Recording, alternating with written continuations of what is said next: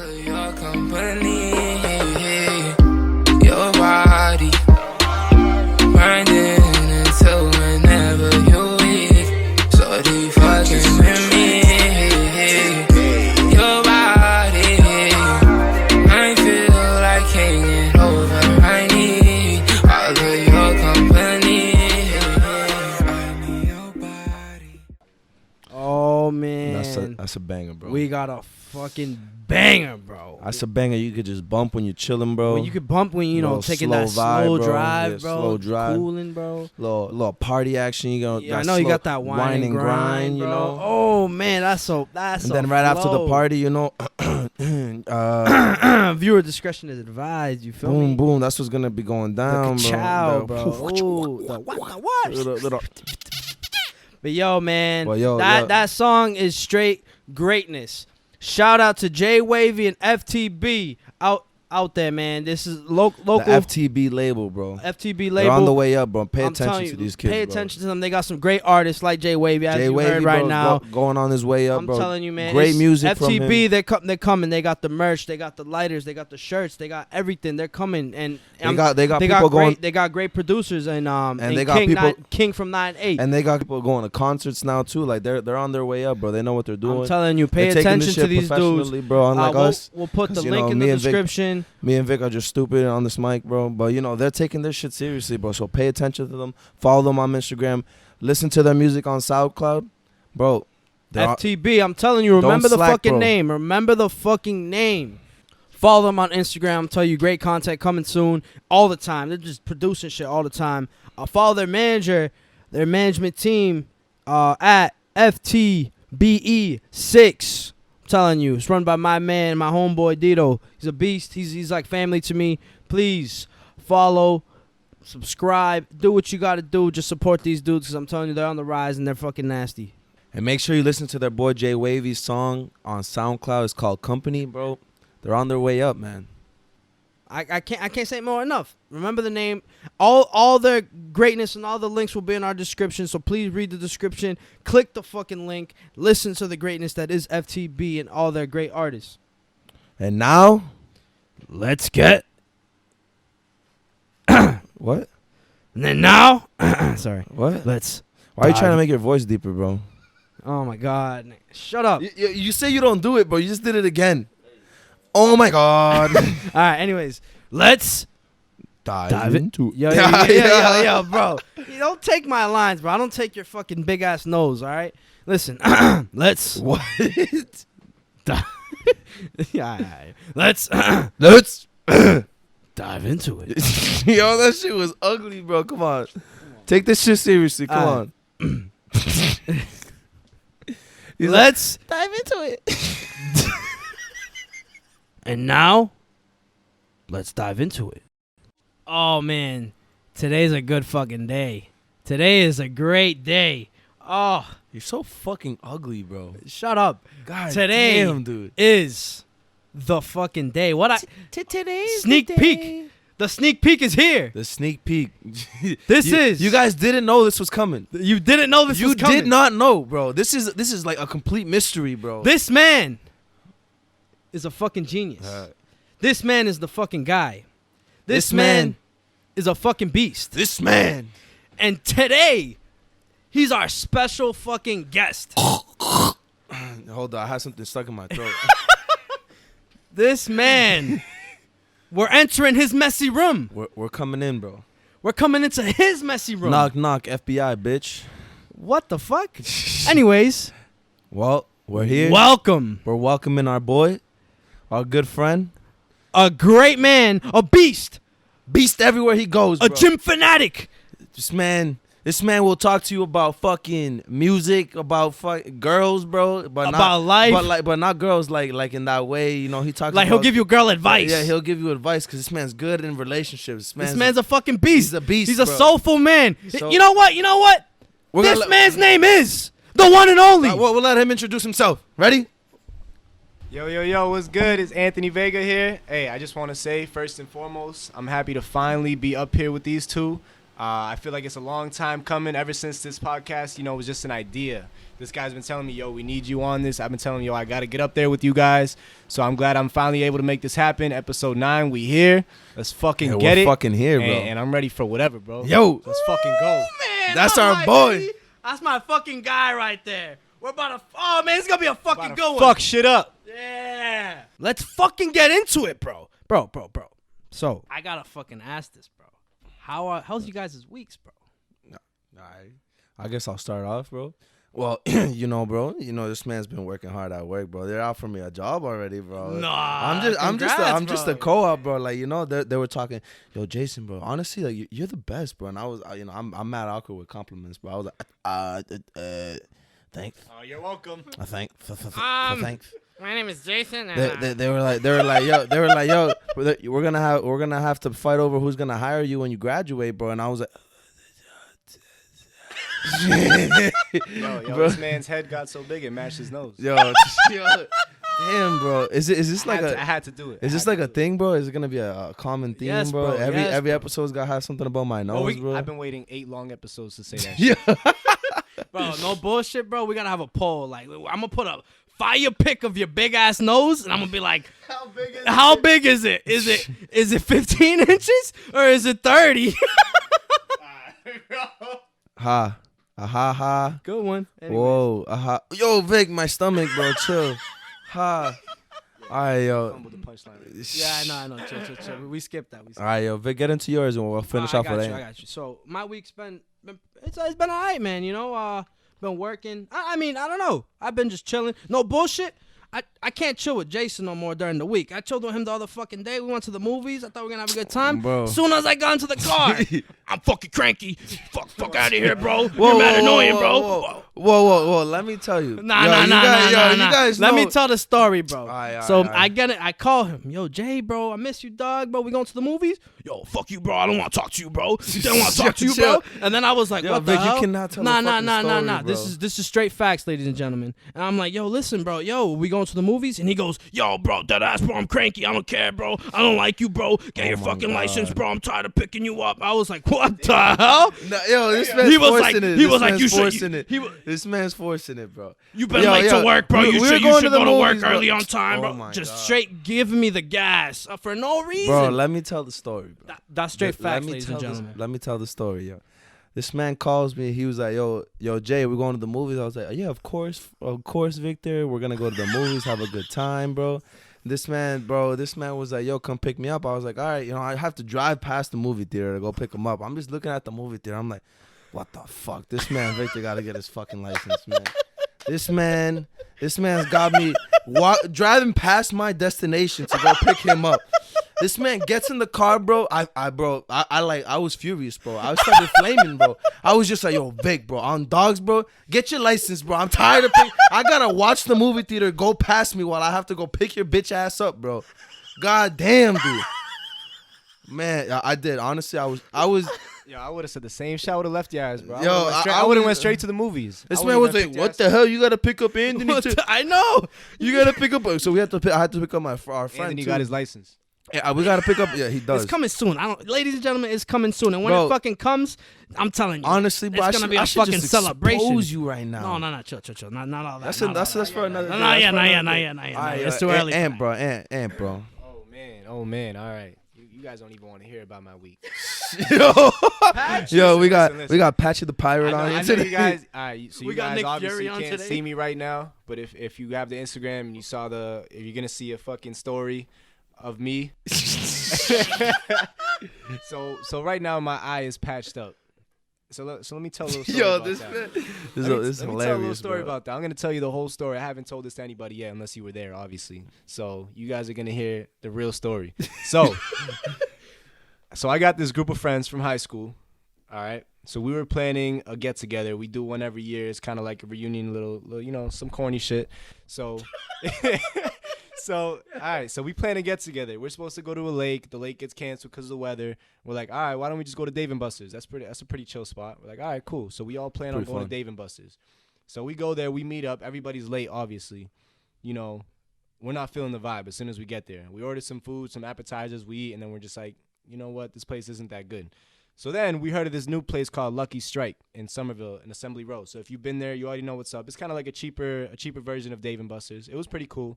So we go there instead. We have a good night there. We play arcade games. We do a little bit of bowling. We're all chilling, having a good time. Then we go to cash out all of our points that we earned from the games. Yeah. And the little ticket booth where you get all your prizes and shit. But obviously we don't have that much points because we've only been there for like 2 hours. So we get all the little cheap ass toys. And we all end up buying some like fake ass fucking weapons basically. Like I got a little pocket knife, I got a little bow and arrow. That's the type of shit they were giving. It's a 21 plus arcade. Yeah. So I got a little bow and arrow, and then both my boys get nunchucks. All right, they dead ass get nunchucks. So naturally, what do? We all start fighting with them shits. I'm over here stabbing them with my pocket knife, shooting them with bow and arrows in the middle of the street in Assembly Row. It's like 2 a.m. at that point. And then my boys are going at it with each other clowns, with the nunchucks. Bro. They're just over here beating the shit out of each other with nunchucks. So we're walking around trying to find a place to eat because we're all tipsy, we're all drinking, we're all having fun, and we're hungry.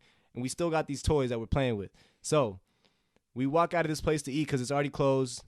My boy JJ, I shouldn't even have said his name, but it's too late. My boy JJ, he drops his nunchucks, and I have the pocket knife out in my hand. So I'm like, caught you lacking. I lunge at him with the pocket knife.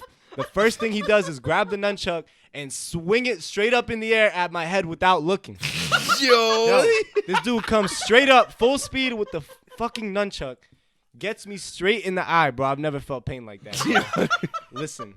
I didn't come out with any black eye, nothing. He literally got me right in the eyeball. He caused straight cornea, he got me right in the. I thought he scratched my cornea. That was my first thing, because as soon as I opened my eyes, as soon as I stopped, like my eye was watering. This man was looking like Vic, bro. As soon as I opened my eye, bro, I couldn't see. You know how scared I was? I'm like, bro, I cannot see out of my eye, and they're all laughing. They're fucking laughing. They're like, oh, this dude, he's crying. I'm like, bro, I cannot see out of my eye. And they're still laughing for like an hour straight. Like, they wouldn't take me serious. I'm like, I need to go home. I can't see. And they're still laughing. Were you driving, bro? I was driving. Holy shout out to Mario. This dude drove me home, and while the rest of them went to the fucking casino. So fuck all of you. Fuck you, JJ. I hope you hear this shit. Fuck you. Pay for my fucking medical bills. Also, so Mario drives me home that night. I just put ice on it. I go to sleep. I'm like, whatever. I was supposed to go to the fucking Flatbush Zombie concert the next day. I had to miss that shit. I didn't even get to sell my tickets because nobody wanted last-minute tickets. So you owe me money for the fucking concert, JJ. This man had a bad weekend, bro. It was so bad. Then it was also my girl's birthday, so we had to go out to dinner. We went out to breakfast, and I had a fucked up eye. This man had his eyes closed, bro. I did. I had shades on, bro. We went to like an intimate spot for dinner. Like it's pretty dim. The lights were low. It was like candle lit, and I'm wearing sunglasses, bro. I couldn't see shit.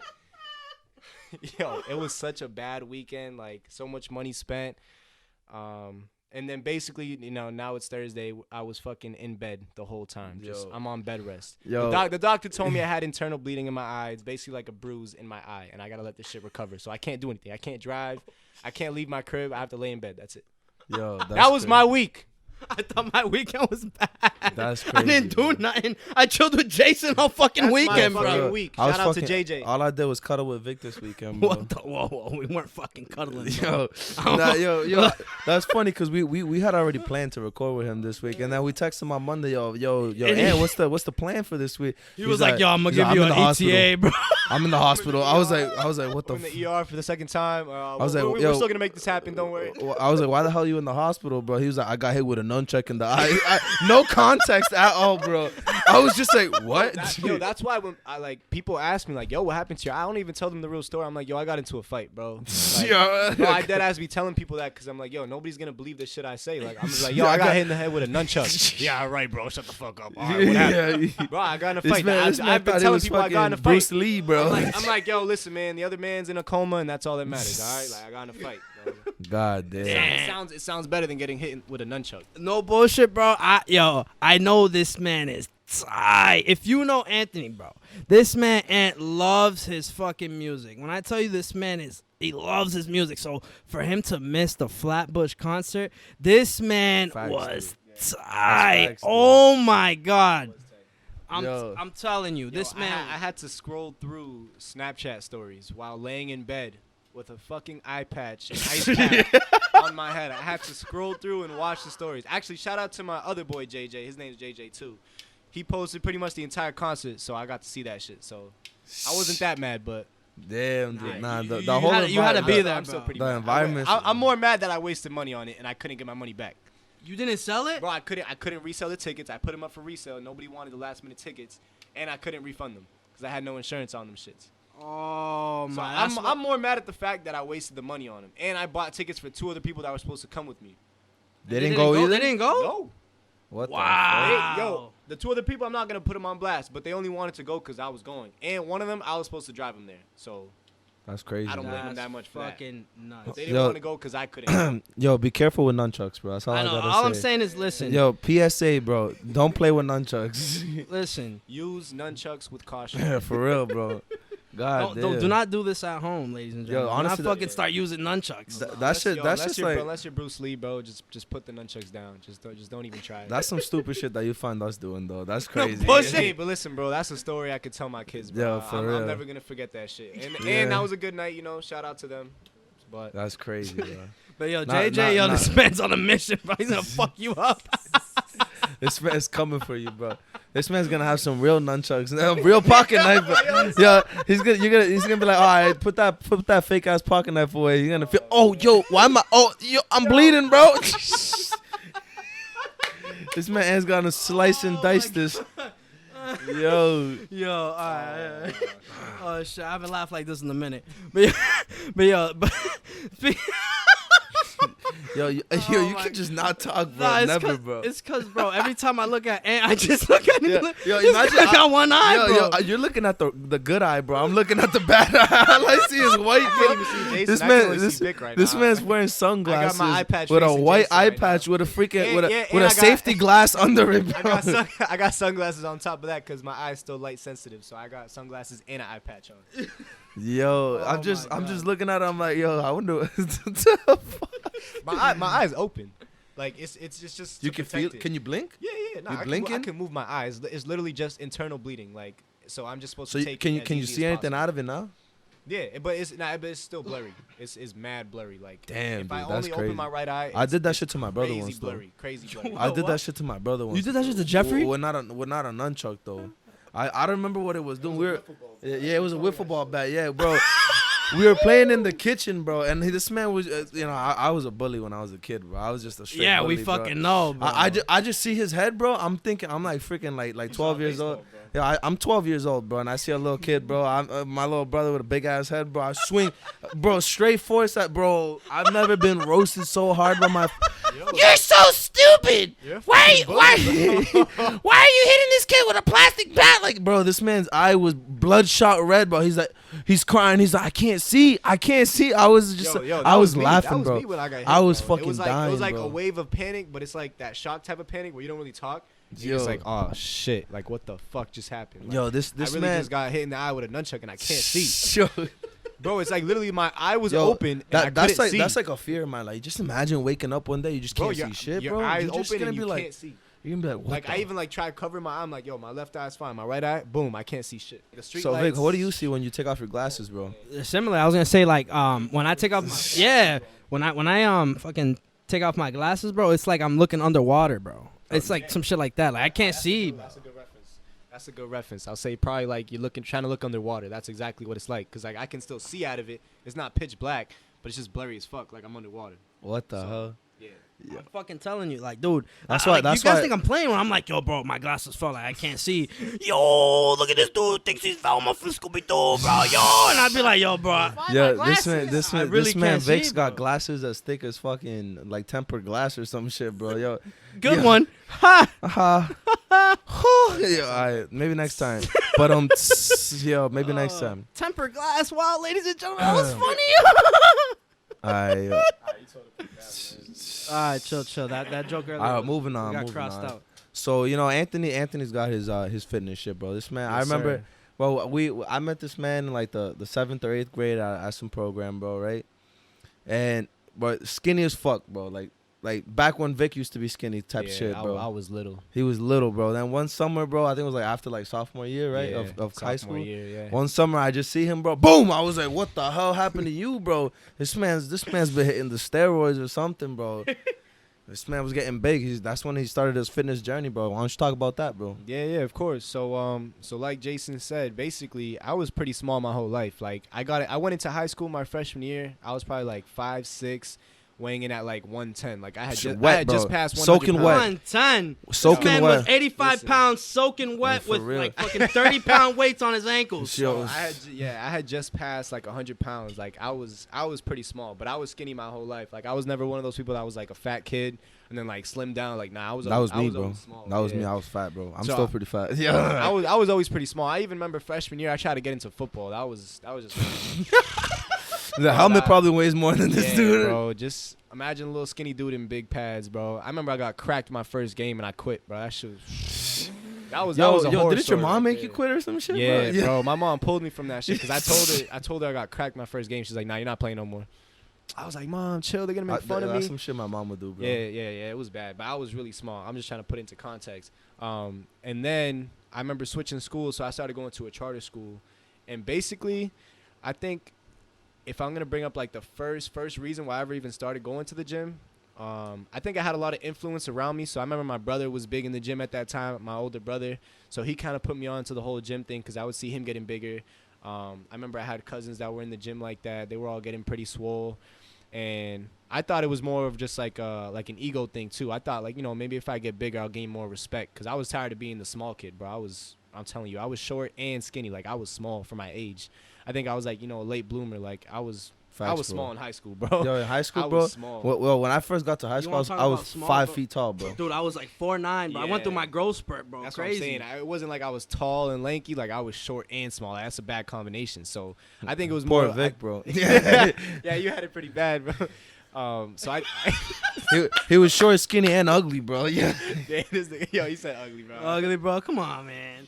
Listen, I'm not gonna say ugly. We all had that All I know is if you see Jason freshman year, this man looked like Shark Boy. Shark Boy Lava no Girl. bullshit, bro. He had the spiky hair. I'm not even gonna go into ugly. This man had a fucking fence in his mouth. He had braces. But I got them off before freshman year, though. I got them off before freshman year. I never had braces. And before his growth spurt, his fucking nose had a growth spurt. So I don't want to hear this man talk any nonsense about me being ugly, short, small, because this man was short. I didn't say I was This cute. man had fucking spikes on his head that they weren't even even. One side was longer than the other. They weren't even. Yo, I'm fucking telling you. So I don't want to hear this man talk about ugly because he had a fence in his mouth that was fucking what color was it? Yellow, bro? Green? It changed every month, bro. I don't care, Sit bro. down, Whatever. bro. Sit It down, doesn't sit matter, down, bro. All relax. I know is Anyways, like I said, I'm not gonna say ugly because we all grew up. We all went through middle school. We all know what that's like. I'm about to start posting ugly pics of you, Vic. we could all really dig and find some old pictures of anybody. But so I think it was in high school, like you said, my sophomore year, where I really got into it, and it was kind of like an ego thing where I thought maybe, you know, if I got bigger, I'll gain more respect. You know, I'll be looked at as, you know, something different. Maybe gain a little bit more confidence, that type of thing. So basically, I remember like way back. So sophomore year, that was like maybe 2013, 2014. It's probably 2013. Yeah, it was around 2013. So I remember that summer, I basically just locked myself in the gym for the entire summer. All I did was work and go to the gym.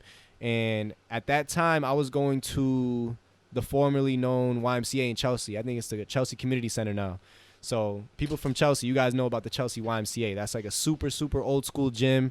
Has like equipment from the 80s. Facts, it's literally like the size of a Literally bathroom, bro. rusty, bro. it's like a big man. I remember I paid like $1 a week or some crazy shit. I don't even know, something like that, like If $1 you were, like, a week under to work 18, out there. Yeah, they had like crazy if you were deals for under the youth in 18, you Chelsea. can get mad cheap. So it was crazy accessible to me. It was right up the street from my house. So I would literally go to work, and then I'll go to the gym every single day. I had no idea what I was doing. I would just go in there, pick up weights, and literally my goal was just to get bigger. And Whatever you were doing, bro, that shit was in the matter of a summer, I guess I just figured it out. I just talked to people.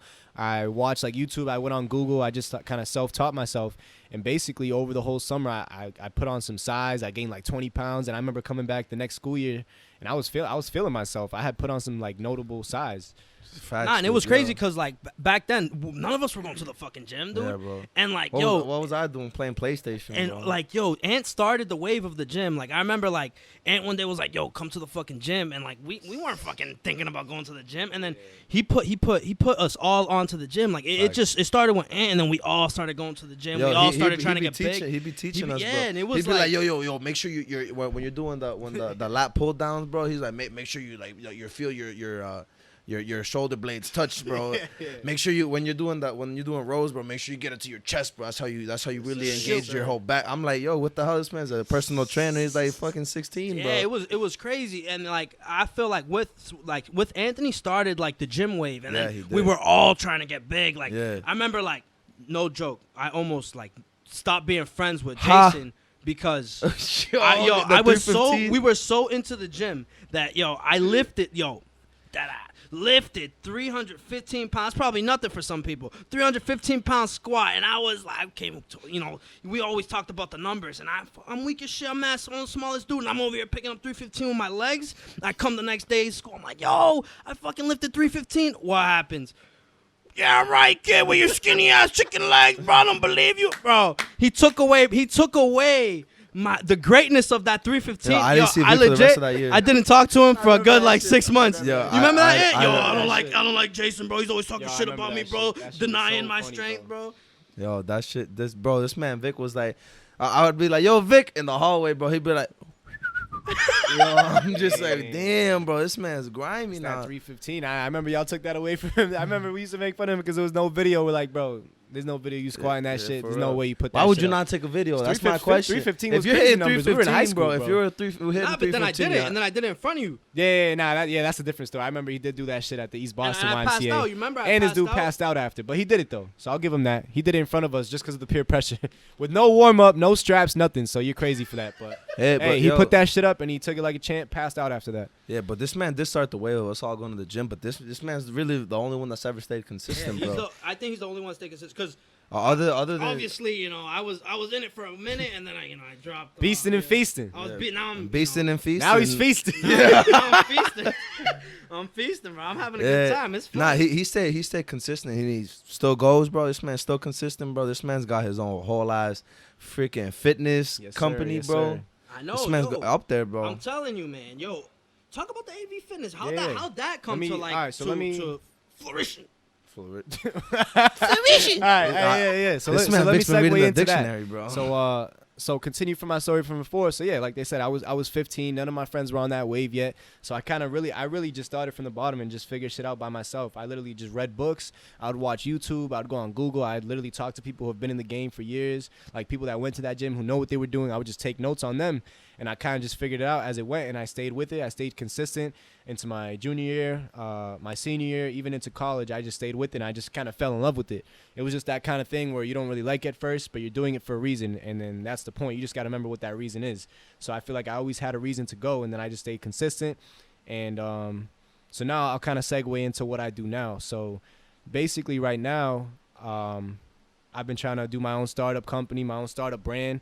So I do personal training. I don't train at any specific gym as of right now. So basically I just travel. I go to wherever's convenient for the client. I'll go to your gym. I train at any gyms. I train outdoors. I'll bring people to my personal gym right now, which is Greater Boston Fitness in Revere. So shout out to them over there. I love that gym. I've been there for a couple years now.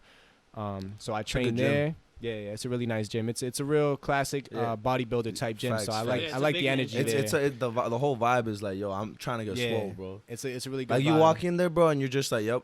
I can smell the sweat, gym bro. Is that like there's like the older dudes, like the bigger guys, they're like, oh, this is how you do it. Yeah, there's some OGs. There's some OGs that'll put you on game in that gym. They'll help you out for real. For real, yeah.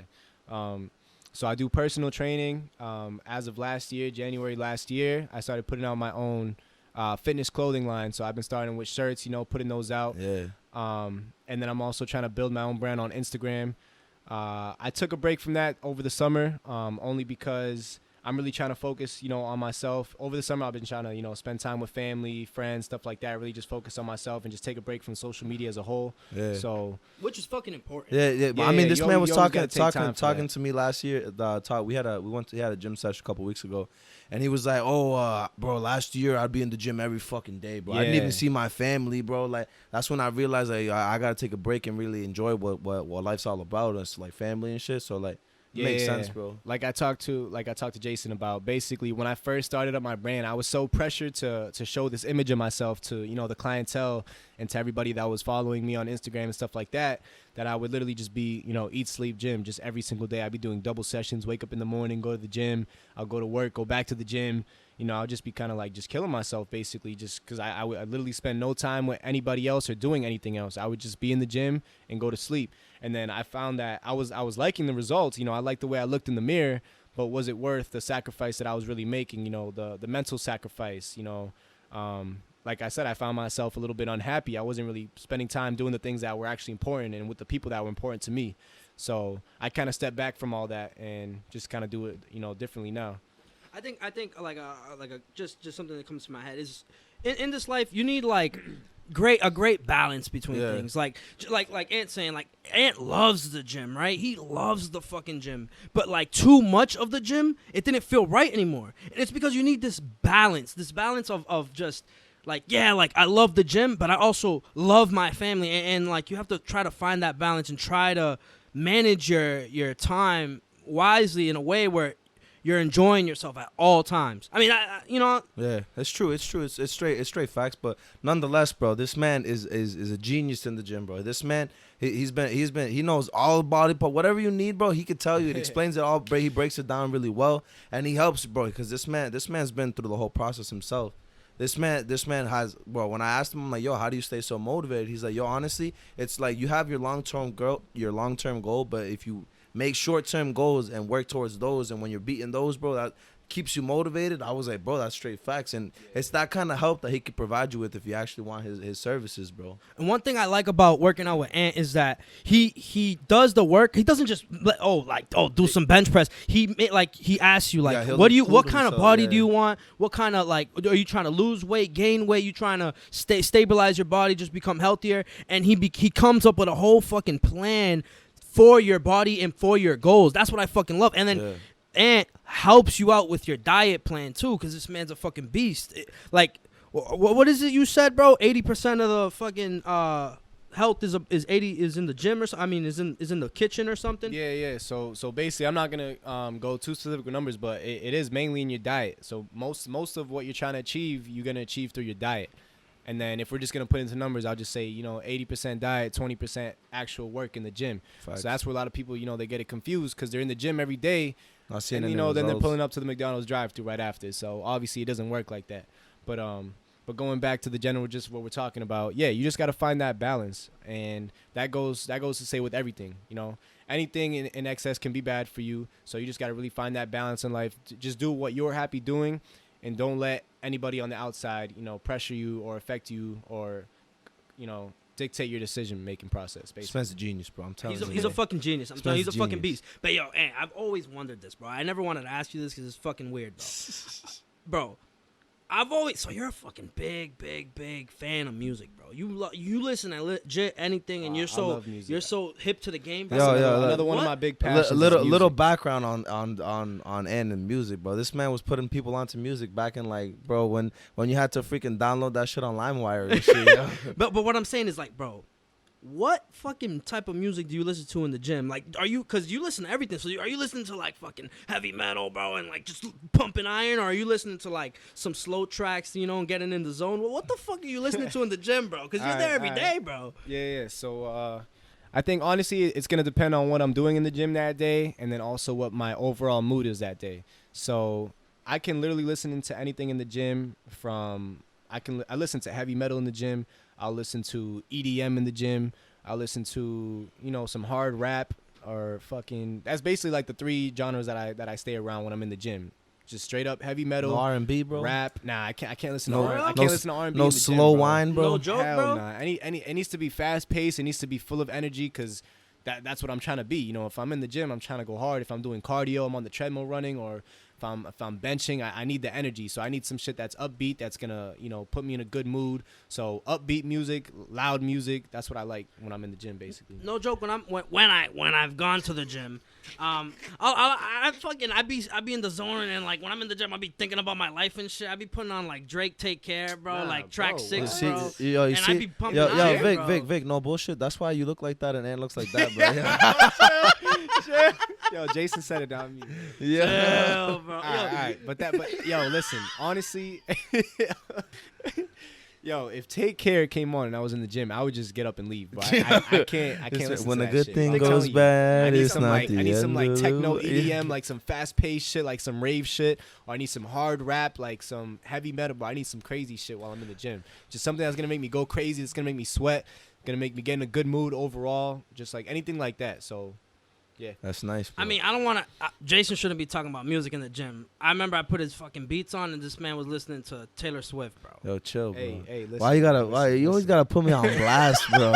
Listen, Yo, hey, Taylor Swift's doing good numbers right now. Shout out to Taylor Swift, Swift's bro. a force, bro. Listen, Yo. whatever. That's why I said it's really personal to you. Whatever gets you going in the gym, listen to whatever you gotta ranges. do, bro. It ranges from like Taylor Swift to like DMX, bro. Yeah, bro. Like, DMX would be my personal preference, but you know.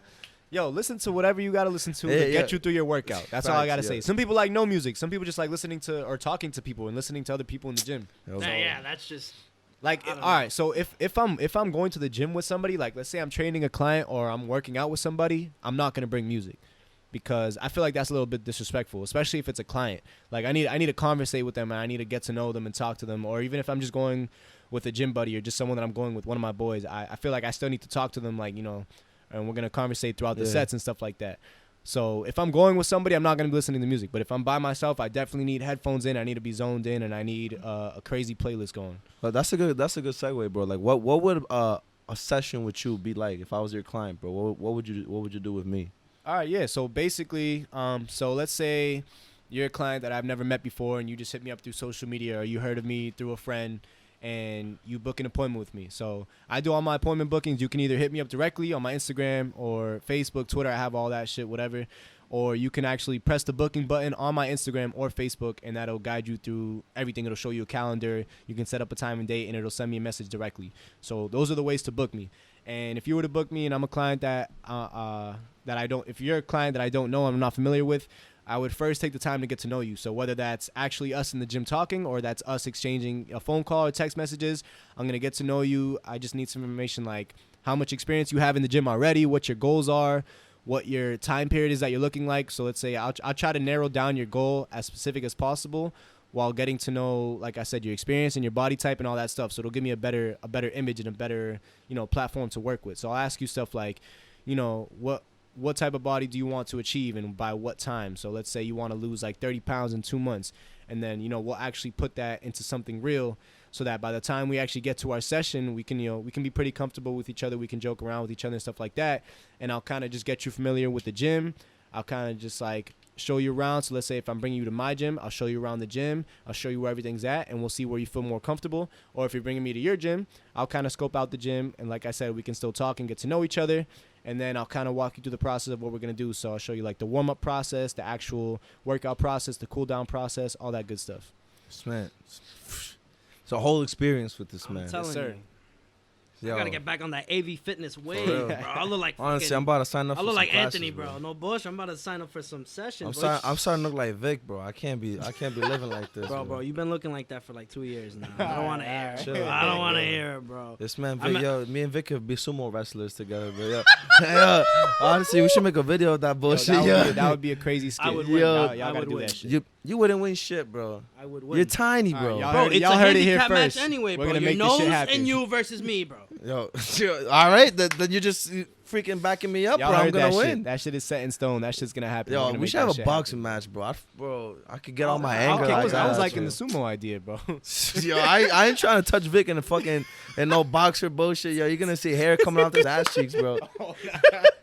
Yo, check you out, yo. I ain't dealing with all that, bro. Anyway. Anyway. But real quick, if y'all want a little sneak peek of the information that I offer, You guys can go on my Instagram page right now. Follow this man, bro. _AV Fitness _ You can actually click the link in my bio and get a free ebook. It's completely free. You just click on it. You can download it. You can read it as many times as you want. This man has written a book. Listen, bro. It's a collaboration project that I have out. Like I said, it's completely free. I worked with James Testa of Warm Up Coffee on that. All the design is by that man right there. It was his idea. We came together. We made that project happen, and it's literally free game. It's free content. So go on my page right now, click that link, and read it. You ain't losing nothing going to that shit, bro. No Then loss. once you see the knowledge that this man has, you're gonna want to make classes with him, bro. Read Simple it, as that. absorb it, digest it, sit with it, live with it. Yo, I mean, I'll be putting his Instagram and everything in the description, bro. You guys can find him, bro. Just follow this man. This man's bro. Honestly, you should follow his personal shit too, because this man his personal shit's hilarious. It's hilarious, It's bro. funny, I just be genius. posting dumb shit on my personal page. yo, this man's fucking hilarious, bro. Honestly, bro, if you look at this man's story on Instagram, bro, it's always like some stuff from Genius, bro. 'Cause this man, bro, this man's crazy with the music. I love bro. music, man. As much as I love fitness, I love music, bro. Yo, that's like we went to South Carolina recently for our boy that just graduated from the Marines, and I was like asking him, I'm like, yo, bro, like where the hell do you find all this music, bro? He's always literally every song. Like this man was that we had Vic as aux at first, bro. All right, let me explain this. Let me explain this. No. Check you on out, the way, bro. so we drove. There was a little road trip, and on the way there, my guy who was driving, my guy Heck was like, "Yo, bro, I want you in the front." No, nobody said they wanted you. This man was All just right. the first one to get picked up. I was the first one to get picked up, and I jumped in the front. That's and the then, only disclosure. That's the only reason he was in the front seat. And then, For okay. real, bro. And then Heck was like, "If you're gonna be sitting next to me, you gotta put the good music on." And I started. That's the job of the passenger. You gotta be the DJ, bro. Bro, I started off nice, but that's a 16-hour fucking drive, bro. Yo, bro, Dude, I started off nice for like the first hour. Yo, then after this Let man me tell playing- you, I'll give you this, Vic. That shit is hard. Playing music for that amount of time straight, I'll tell you that shit's hard. The only I'm man, telling you, I had it for an hour, only man I've seen do it is Anthony, bro. This Ant man, had us bumping the whole smooth way there. transitions, Hey, it's not bro. easy, Great bro. It's song. not easy. Yo, and honestly, bro, you ask Anthony for a song, the next song you get what you want, bro. You ask Vic, bro. I asked him in 10 songs Massachusetts. later. I asked him in Massachusetts, bro. Yo, put this song on, bro. We were in Virginia, and oh, now the song is on, right? Yo, like what the hell? The whole night passed. We slept through it. All that shit. Yo, for a song would play and then would be playing and he'd be like, I was like, yo, this is fire song. Vic would be like, yo, I just played that. I was like, yo, your shit was so trash, you put me to bed, bro. Like, what the hell? What do you expect from me, bro? Nah, but this man's crazy with the music. Honestly, yo, he's put me on to crazy music. Like just like on his Instagram story, bro. Like just going through the shit, I'm just like, wow, this is some crazy shit, bro. But hey, I've known you forever. I've known you since when we were like 3 years old, bro. Living in the same apartment together, bro. Me and Vic go way. Yeah, that's what I'm saying. back, And bro, way as back. long as I've known Ant, bro, this man has always been hip to the game, bro. He got me hip to like people like Drake, bro. I'm telling you, but before Ant, a bro. little bit of background. Me and Vic are like fourth cousins, so Yeah, we're like fourth Like- cousins. it's like fourth times removed. But yeah, we known each other since like Birth. the crib, bro. Damn. Like, I've known this man forever. Like I think like so I call him like one of my best friends, but he's family. But like yo, I'm telling you, like day one, this man has been hip to music. Like what got you into music? Just like in general, like that was always an interest to you, or was it just like influences by your brother, bro, or just Let him answer the question. Stop asking him questions, bro. oh no, sorry, yeah, nah, you know what I'm God saying? damn, yo. There's, you know, you never took the MCAS, bro. It's like A, B, C, D. You know what I'm saying? All of the above, Yeah. bro. fucking questions. All right, but but you know what I'm saying. Yeah. So, all right. So to try to answer your question, so I think, so when it really like first started, obviously when you're a kid, all you hear is the radio. So like, one of my first artists that I can really remember like being a big fan of and listening to was like, I think it was like Akon, like way back. I used to hear him on the radio. Me and my brother, Convict. yeah, me and my brother used to bump that convict music, bro. That shit used to go hard, bro. We used to fuck with Akon heavy. Like he would come on the radio. We'd have like little like whack ass MP3 players that can only like shuffle song. We had like the iPod shuffle, like throwback, obviously way I back had an MP3 then. player until like fucking Yeah, 2 years ago. we had those MP3 players. We download music on like LimeWire and like iTunes, or even before iTunes. We used to download music and shit, get viruses on our computer. Yeah, we used to do all that crazy shit just to listen to music. But yeah, I think Akon was like one of the earliest like music memories I can even remember. And then it went to the GOAT, Lil Weezy, F Baby, Lil Wayne, bro. That dude put me on to the rap game. Like, so first obviously it was Akon, and then when I heard Lil Wayne for the first time, I can't even remember which track was like the first track I heard, but when I started listening to Lil Wayne, and I'm talking like 4th grade maybe, bro, I'm like 9 years old listening to Lil Wayne, bro. That was like the first artist that I really heard, the first rap artist. That's when I fell in love with hip hop, when I fell in love with the rap game. He was like one of the first people that I can really remember listening to, like. And then I think by that time I had like a PSP where I'd have music downloaded on, bro. Like the PSP, crazy memories, yeah. Like he was really one of the first artists that I really, really listened to like that. I was like a big fan of. And then that took me into like the whole Young Money age. So that's when I started listening to Nicki Minaj and Drake and Tyga. And when they were popping off like super early on, super like before the Take Care, like So Far Gone days, like Comeback Season days, like. Yeah, that's when I really got into Young Money, and now those were my favorite rappers. Like going into middle school by that time, it was just Lil Wayne, Drake, Tyga, Nicki Minaj. Those were like my top ones right there. That's crazy, bro. So I mean, like the rap game's progressed, bro. Like, Drake's been controlling the game forever, bro. Man, everything he touches is gold. Literally, bro. No song. He can't do anything wrong, bro. It's so crazy to see, because like I said, that's literally like one of the first rappers I started listening to, and I was like 10 years old. So it's crazy to see the progression, and like think about it. That's like most of my life right there. That's like, more than half, bro. I'm only 21, bro. Like that's half. Bro. That's a big majority of my life. Like listening to this dude and to see the crazy progress and stuff, and how the rap game has changed, and how music in general has changed. Yeah, it's just so crazy to see. I was never big on music like that when I was younger, bro. Like I would only listen to whatever 5 minutes in the car when my mom was dropping me off. That's why I was listening to Taylor Swift, bro. Yeah, that's where a lot of people's music memories come from, the radio. It's just whatever came on the radio. And I mean, I'm telling you, like I never listened to the radio. All I did, bro. So that song was fire though.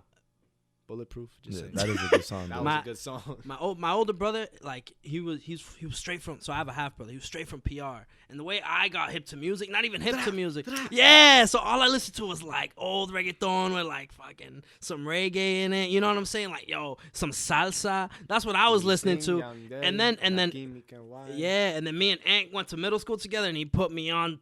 I remember I used to be like, yo, Ant, what is this, bro? Yo, it was like a crossing of universes. Basically. Like I had no knowledge of like reggaeton and Spanish music. That wasn't like my thing when I was younger. I listened to like straight rap. Like that was like all I listened to, because it was so like amazing to me. That was like the only thing I listened to. And this dude's straight old school reggaeton. So we just like crossed paths. I put him on to all the rap I listened to, and he put me on to all the reggaeton. Then I got the best of both worlds. I listened to everything. It was fucking. I'm telling you, it was fucking nuts. Like, oh man, like. God, I got so many memories with this dude. I remember, we were in, like, some girl was like fucking singing some Drake song, and I was like, yo, Ant. I would whisper to Ant, yo, what song is that? Because I was never hip. I was trying to be hip all the time. Yo, Ant, what is that? Last name ever, first name greatest. This man, Ant, every time would look at me, if I was stupid, I had like 8 heads. Are you fucking dumb, bro? I think that was the first song that I actually put Vic on to listen to Drake. I think it was Forever. That was the first song that he heard of Drake, and then when that shit came out, that was like a whole era of like music progression. That shit was so crazy, bro. Like that whole collaboration and like, I don't know, like the immensity of like all those artists coming onto one track. I know if like, the it was so amazing on to your me. face right now, you probably I'd crying, probably be crying right now. I think I am, but the gauze is absorbing it right now. But when that track dropped, like it was so amazing to me, and it was crazy to like try to explain it to Vic, because he had no knowledge of the rap game before that. So it was like that was his first like step into the rap game, listening to Drake. So it was like you can't even explain something like that. It's just like, wow, bro, that's just crazy, bro. Yeah, I know. He's over here telling me that they're fucking, Eminem, Lil Wayne, bro. They're like fucking gods, bro. And then you have Drizzy, bro. He's up and coming. And I'm like, yeah, that's cool. Who are these people? Yeah, this sounds like Juvia. The only person I said I knew truly was Kanye West. Other than that, I didn't know no one, bro. I didn't know anyone. I knew Eminem, like one song, bro. Like, This lose dude was yourself. Blanco, Scujuela, Yeah, bro, Rocky all that Weekend shit. Wide, All that bro. shit was Yeah, I was never Daddy ever Yankee. hip to music like that. Like when I got into like That rap, shit bro, I was listening to DS2, bro. That's how recent it was. Yo, like, Oh my but when That I heard shit is DS2, the best bro, trap album Yo, to ever exist. when I heard DS2, bro, I 30 think I played Sprite that all of 20. What is it, like 2015? you could like could that? try to correct me on that. Give me a better trap album. You're probably Bro, gonna bring up some old Gucci shit. Yo, I don't care, Even bro. when Future dropped more albums, DS2, bro, the best bro, trap like, album DS2 to was drop crazy in this generation, at least. Honestly, before that, I was listening to 2 Chainz, Oh like my, Boats 2, bro. Boats was crazy, that bro. was another one that me and my brother used to fuck with heavy, bro. We went to see that man live on the Boats tour, yo. Yeah, what House you of saying? Blues. I think I was maybe like, when was that? Like freshman year? Do you remember when Boats dropped? Yeah, it was a while ago. I think it was like freshman I think year. it was like freshman year. 'Cause Yo, I think Boats 2 dropped like the year after, right? I think it was like 2 years after, something like that. Or, It was either but 8th grade or anyways, freshman year. that was another rapper that when he came out, yo, me and my brother used to fuck with him heavy. We saw the Boats tour live at the House of Blues. I was in I think I was my freshman year. It was either 8th grade or freshman year of mine.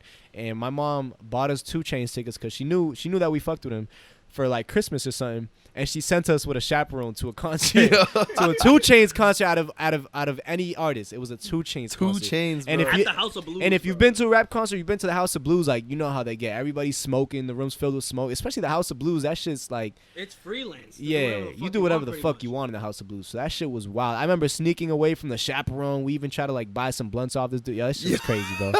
That's a whole story in itself. But yo, that was 2 your Chainz, first concert, right? You were telling us about that. yo, that was my first concert, and it was a 2 Chainz concert. That shit was like, oh man, the good memories from that day. When I tell you, I cannot say how much I appreciate Anthony, this guy right here. So, I appreciate this man so much. He brought me to my first fucking concert ever. I almost fucking died that day. You remember that day? On a whim too, Yo.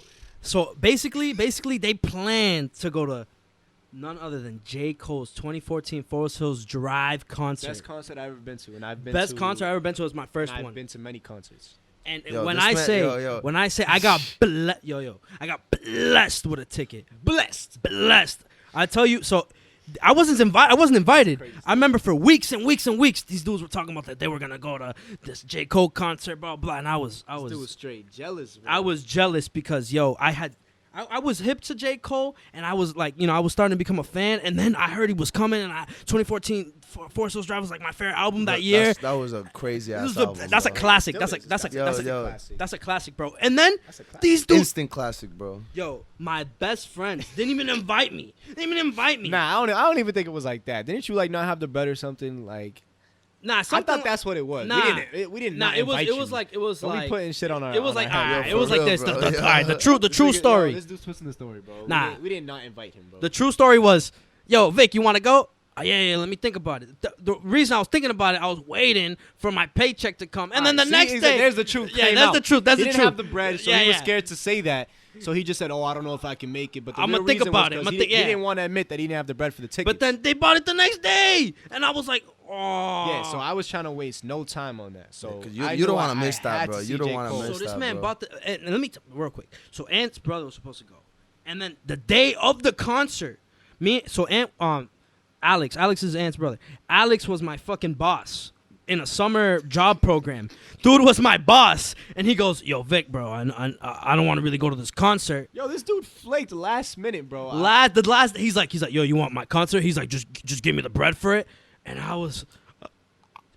You sure? But listen. Let me tell like another like side story from that day. So obviously that happened. My brother flaked last minute. It was literally the day of. He's like, yo, I don't want to go to this concert. The greatest day of my life. So I give his ticket to Vic. I was like, obviously that's the only right thing to do. But let me tell you this other side story. That shit that I will never forget. So obviously we're all like 15, 16 years old at this time. Yeah, None of us have licenses. None of us have cars. I know. We're I know all, where this we're is all going. working. Yeah, you know where this is going. So we're all working like, mediocre jobs you work when you're in high school. Like, basic Summer shit. job. We're cleaning streets and shit. But, that's what you do when you're in high school. Your first job type shit. So we weren't getting real money like that yet. Like I said, we're all young. We don't have licenses yet. We're not even old enough. None of us have cars. So we get to the day of, and the conversation arises. We're like, all right, so how are we getting to this concert? Like, Bro, It this was shit, an this Xfinity shit's in Center. Mansfield, Massachusetts. Yeah. If you don't know where that shit is, it's like an hour away from Boston. It's like in the fucking it's woods deep. somewhere. That lost. shit is deep. That's where it's it like is. out Western Mass. Yeah, so Xfinity Center. None of us have cars, like I said. When we wait to the day of to bring up that question. How are we getting there? So, like, we're all panicking literally, like, an hour before the concert's supposed to start. We're, like, all panicking, like, yo, how are we going to get there? Like, this is a far drive. No one has a ride. We can't get any favors from anybody. Nobody's parents wants to take us to the concert. So then, yo, I get this stupid-ass idea. So, at the time, Uber had just become, like, a thing. Like, Uber was still... Uber just became big. People were still skeptical about Uber. Like, oh, we don't really trust it. It's a weird... You call a taxi on your phone? Like, that shit's so weird. Yeah, it was still, like, a new topic. And... I remember I used to have Uber on my phone, and I used to only use it because it was connected to my dad's credit card or my dad's debit card, whatever it was. And he used to tell me the only reason he even gave it to me was because I tricked him into it. First of all, I was like, oh, there's this free ride sharing thing. You get a ride for free.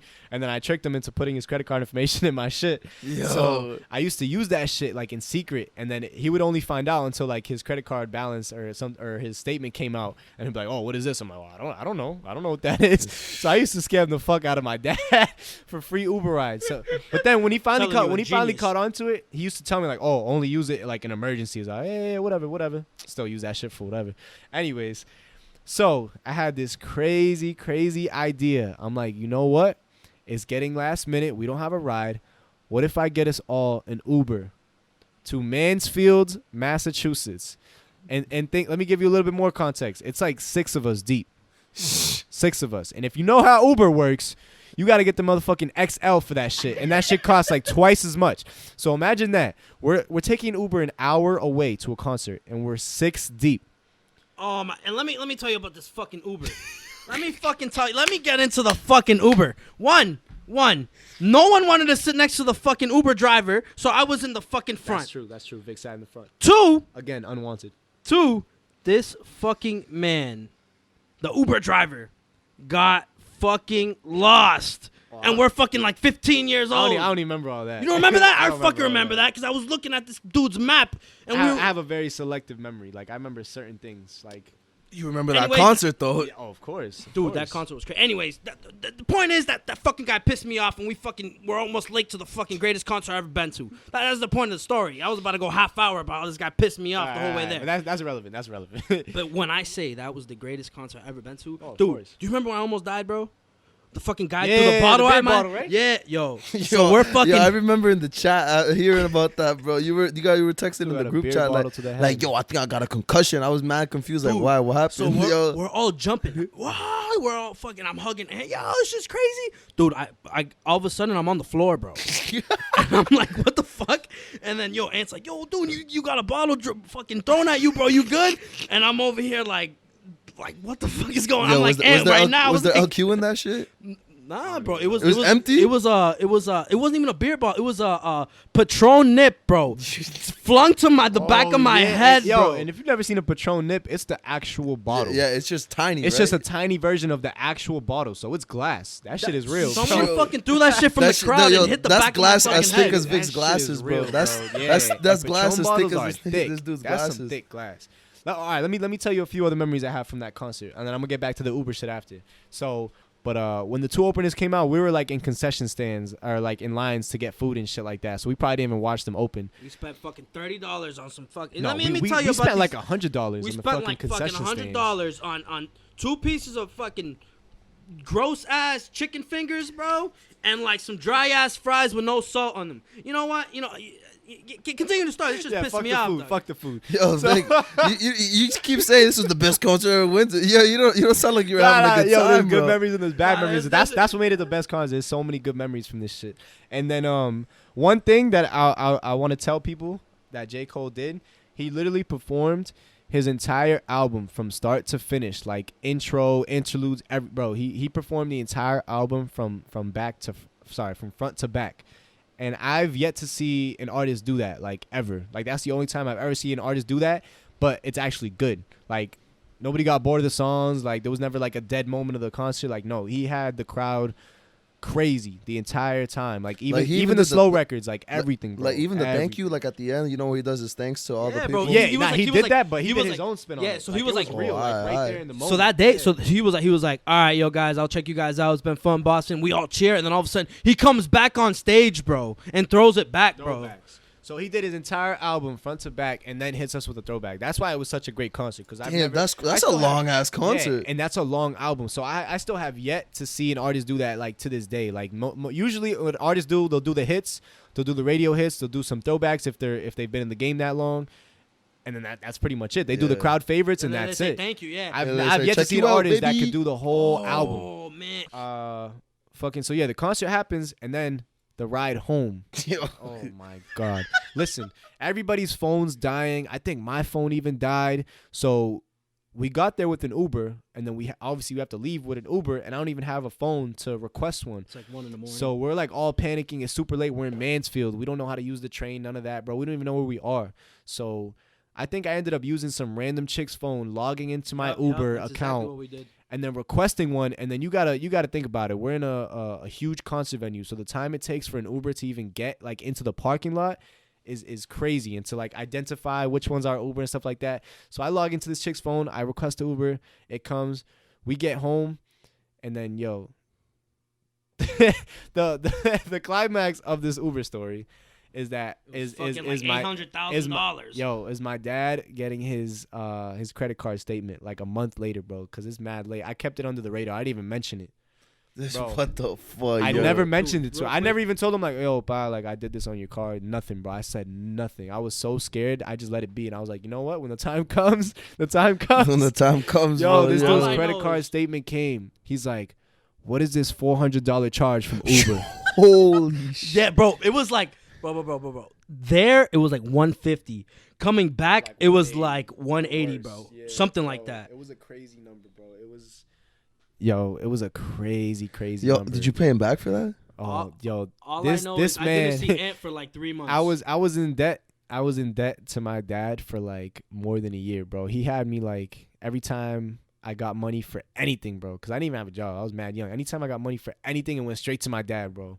Like it was like I had like a negative account in my bank, bro. My money was getting my money was getting sucked bro. into that shit. I remember my Overdrawn, grandma. bro. My grandma used to give me an allowance when I was younger. I had to hand that shit straight to my dad. He'd be like, "You got allowance this week?" I'm like, "Yeah." He's like, "All right, hand that shit over, bro." But he didn't give me lunch money, bus money, bro, nothing, bro. I was in debt. I'm probably still in debt to that, man. I don't even know if I ever fulfilled that debt, bro. Yo. Nah, all I It's know is crazy. that was the greatest concert of all time. Hell yeah, I have no regrets. No regrets. Just a fucking $30 No fucking regrets. Nah, I chicken don't even fingers, regret bro. that shit. I made for the whole Yo, experience, this man bro. paid $400 for an Uber, and you're Yo, complaining about $30. $30 Shut up, dude. Yo. dry chicken tender, bro. I spent $400 on an Uber, bro. Two Ubers. 2 Ubers. Oh my Uber God. XL. Dude, and didn't that chick like I don't know if I remember this Oh right. yeah, Didn't she bro. fucking- She started using my fucking Uber account like a week later, bro. I would get the notification on my phone like your Uber's on the way. I'm like, what the fuck? I'm not on Uber. And I would go on it. It would be like in like Billerica. I guess that's where the chick was from. It was like an Uber going to like some crib in Billerica, and I would keep canceling it and would keep getting requested. I'm like, yo, what the fuck? Like I couldn't hit this chick up. I didn't have her number, nothing, like social media, anything, bro. All I had to do was like change my password and just like reset that Hope shit. for the best. Yo, for real, another charge on my dad's credit card. Check you Would out. have been the end of the world, Would have bro. never seen Ant ever Yo, again. for real, they already didn't see me for like that whole month after that. But yo, seriously, no regrets. It was like 3 months. Best concert I've been to in my life, like thus far. Nah, I would say another one that's up there is Flatbush Zombies, because I've already seen them twice. So yeah, So you weren't too disappointed this weekend when you couldn't go? nah, I was still fucking disappointed because they were there with fucking. Listen, that shit was the Beast Coast tour. They were there with fucking Joey motherfucking Badass. They were there with Nick Caution, Kirk Knight, fucking the Underachievers. And if you don't know who any of those people are, fuck you. They're all from New York. They're all fucking fire ass Fuck me, producers, like, I don't know, rappers. yo. I'm Yeah, telling fuck you, you, this man, Jason. this man knows too much about rap, Listen, bro. If you know, you know, bro. That shit was the If you Beast know, Coast you tour. know. They're yeah, facts. They're all from New York. Like oh man, bro. I got a question. You're into the music, bro. I'm gonna ask you the hardest question that anybody that's into the music, any of the music knows. You listen to a lot of rap. Who are your top fucking 5 your favorite albums of your best all time great? It doesn't matter. And you're asking rap. Yeah. Rap, hip hop. Straight hip So hop. my top 5 all-time favorite rap albums. Start with number 5, bro. Nah, I don't know if I'm gonna put it in order. Nah. Nah. That's a lot of pressure. That's tough, bro. I yeah. might be able to give you 5, but I don't know if I can put them in order. So, all right. So my favorite top 5 rap albums of all time. That's the question, right? Yeah. All right. So I'm gonna do it this way. I'm gonna think about who my favorite rappers are, and I'm gonna think of like what my favorite album is from each of those artists. So obviously in my top 5, I got Kendrick, the man. Of course, King bro. Kunta, the man. 100%. Oh man, K. Jason Dot. got Jason Jeezy, bro. Kung Fu K. Kenny. Dot, Kung Fu Kenny, that's the man, bro. So I think my personal favorite album from him. Oh man, this is already hard, and I'm only on one. I haven't even said one yet. I'll say my favorite Kendrick album, bro, is just Section 80, bro. Personally, Section bro. 80. It's just even though they fucking took High out like power. 5 songs. Nah, no, bro. That's just not on Apple Music. You And get them on it gets me SoundCloud. to- It's all good. Fuck. All I right. tried to play the Spiteful chant the other day, bro. It's crazy because like there's albums that like I go back to a lot and I revisit because they have a lot of replay value, and it's just like this overall sound is just crazy. Like I can bump them in the car. But then there's also a lot of albums and songs that like I really go back to just to think, just to get me in like a good mindset. Like you can't necessarily like bump them in a That's car all Kendrick music, with bro. your boys, bro. It's crazy. Oh man, this is tougher. You know than- what? this is I'm tougher not than I gonna hurt Quick, my head. shoot 'em thinking out, about bro. it too Shoot 'em much. out, shoot 'em Nah, out. nah. I'm gonna say To Pimp a Butterfly. Yeah, That's makes sense. That's my top Kendrick album. So that's gonna be one of the top Which is 5. funny because mad people all say that's his time. worst album, bro. They're fucking crazy. They don't listen to that Yeah, shit, that- bro. that- That's that the type album- of album. But I even remember when that shit dropped in high school. I remember illegally downloading it just to listen to it early, cause I think he leaked. He leaked a version himself by accident. It was like the clean version or some shit. So I remember getting it like the week before, or not, maybe just a few days before. I remember downloading it like on my computer and listening to that shit and going crazy, bro. Like even just by myself in my room, like I listened to that shit. I think that was 2015. Yeah. Bro, that shit had me going crazy. I went to school the next day. I was talking about it with all my boys. Like, yo, y'all have to listen to that. I was showing them the album like on my phone. I had that shit downloaded.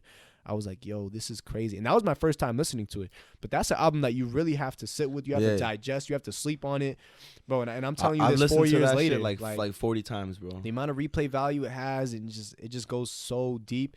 And it's just like, bro, this man literally has a posthumous Tupac feature on it. Like, bro, crazy. Mortal Bro, Man, he bro. literally has an unheard interview with Tupac on the album. Bro, Like, he how? was chilling with Tupac, bro. He was chilling with Tupac. Bro, no one else Tupac in the ain't rap dead. game, Bro. no Tupac one else ain't in the dead. rap game could do that, bro. Yeah, he in an interview he said some bullshit like, "Oh, somebody from Germany gave him that interview." Who the fuck in Germany has a Tupac interview that nobody in the world has Now heard? you know where Tupac You is, bro. flew your ass to motherfucking Cuba. I know his ass is in Cuba, and you sat down with this man and you recorded that shit for your album. I don't give a fuck what you say, Kendrick Lamar. Shit. But anyways, yo, nobody's done that shit. That's crazy, bro. Bro, he has an interview with Tupac on his album, so that's why I'm gonna say, excuse me, that's one of my favorite Kendrick Lamar albums, so that's gonna be in my top 5. All right, now let's move over to J. Cole. That's another one of my favorite rappers man. all time. So, all right, now I gotta look at J. Cole's albums. So, one of my all-time personal favorites is Forest Hills Drive. Of course, but Oh, this man had a For Your bar. Eyes Only, bro. That's a good album. It is good, but I wouldn't put it up there. Born Sinner, bro. Born Sinner, that's the one I'm gonna put up there with Forest Hills Drive. That, Bitch. bro. Bitch.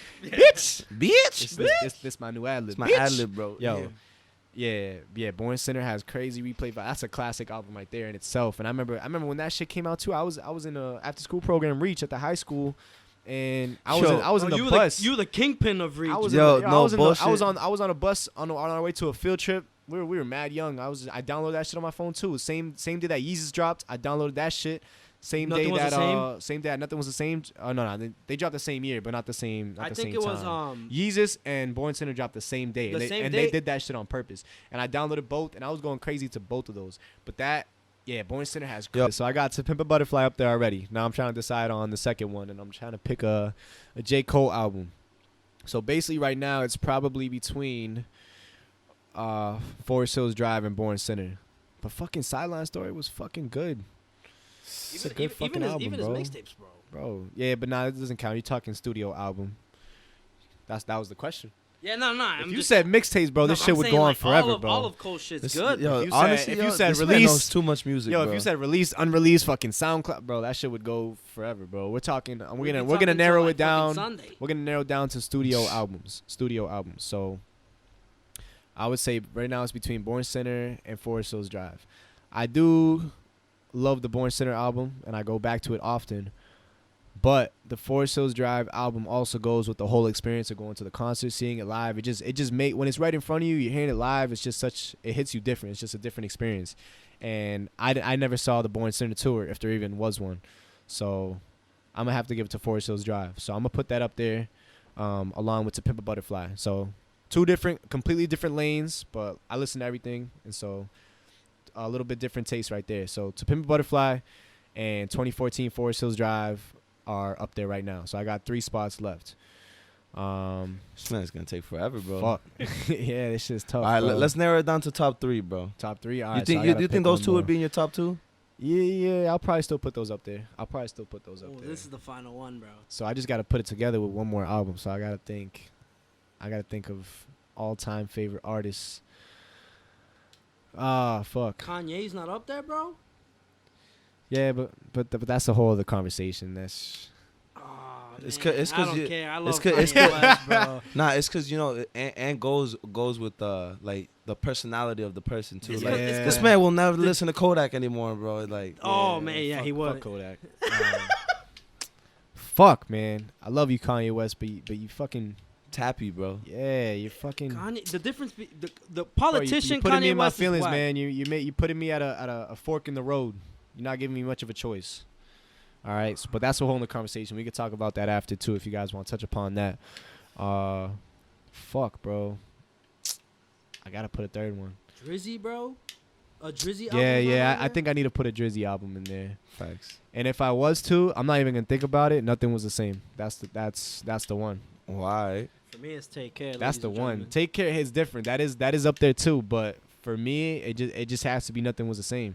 That's when he was a lot more established in his career. I was a little bit older to actually understand the music and understand the lyrics. It just hit crazy, bro. Like you'll never hear a better rap intro, or maybe you will, but that's my personal preference.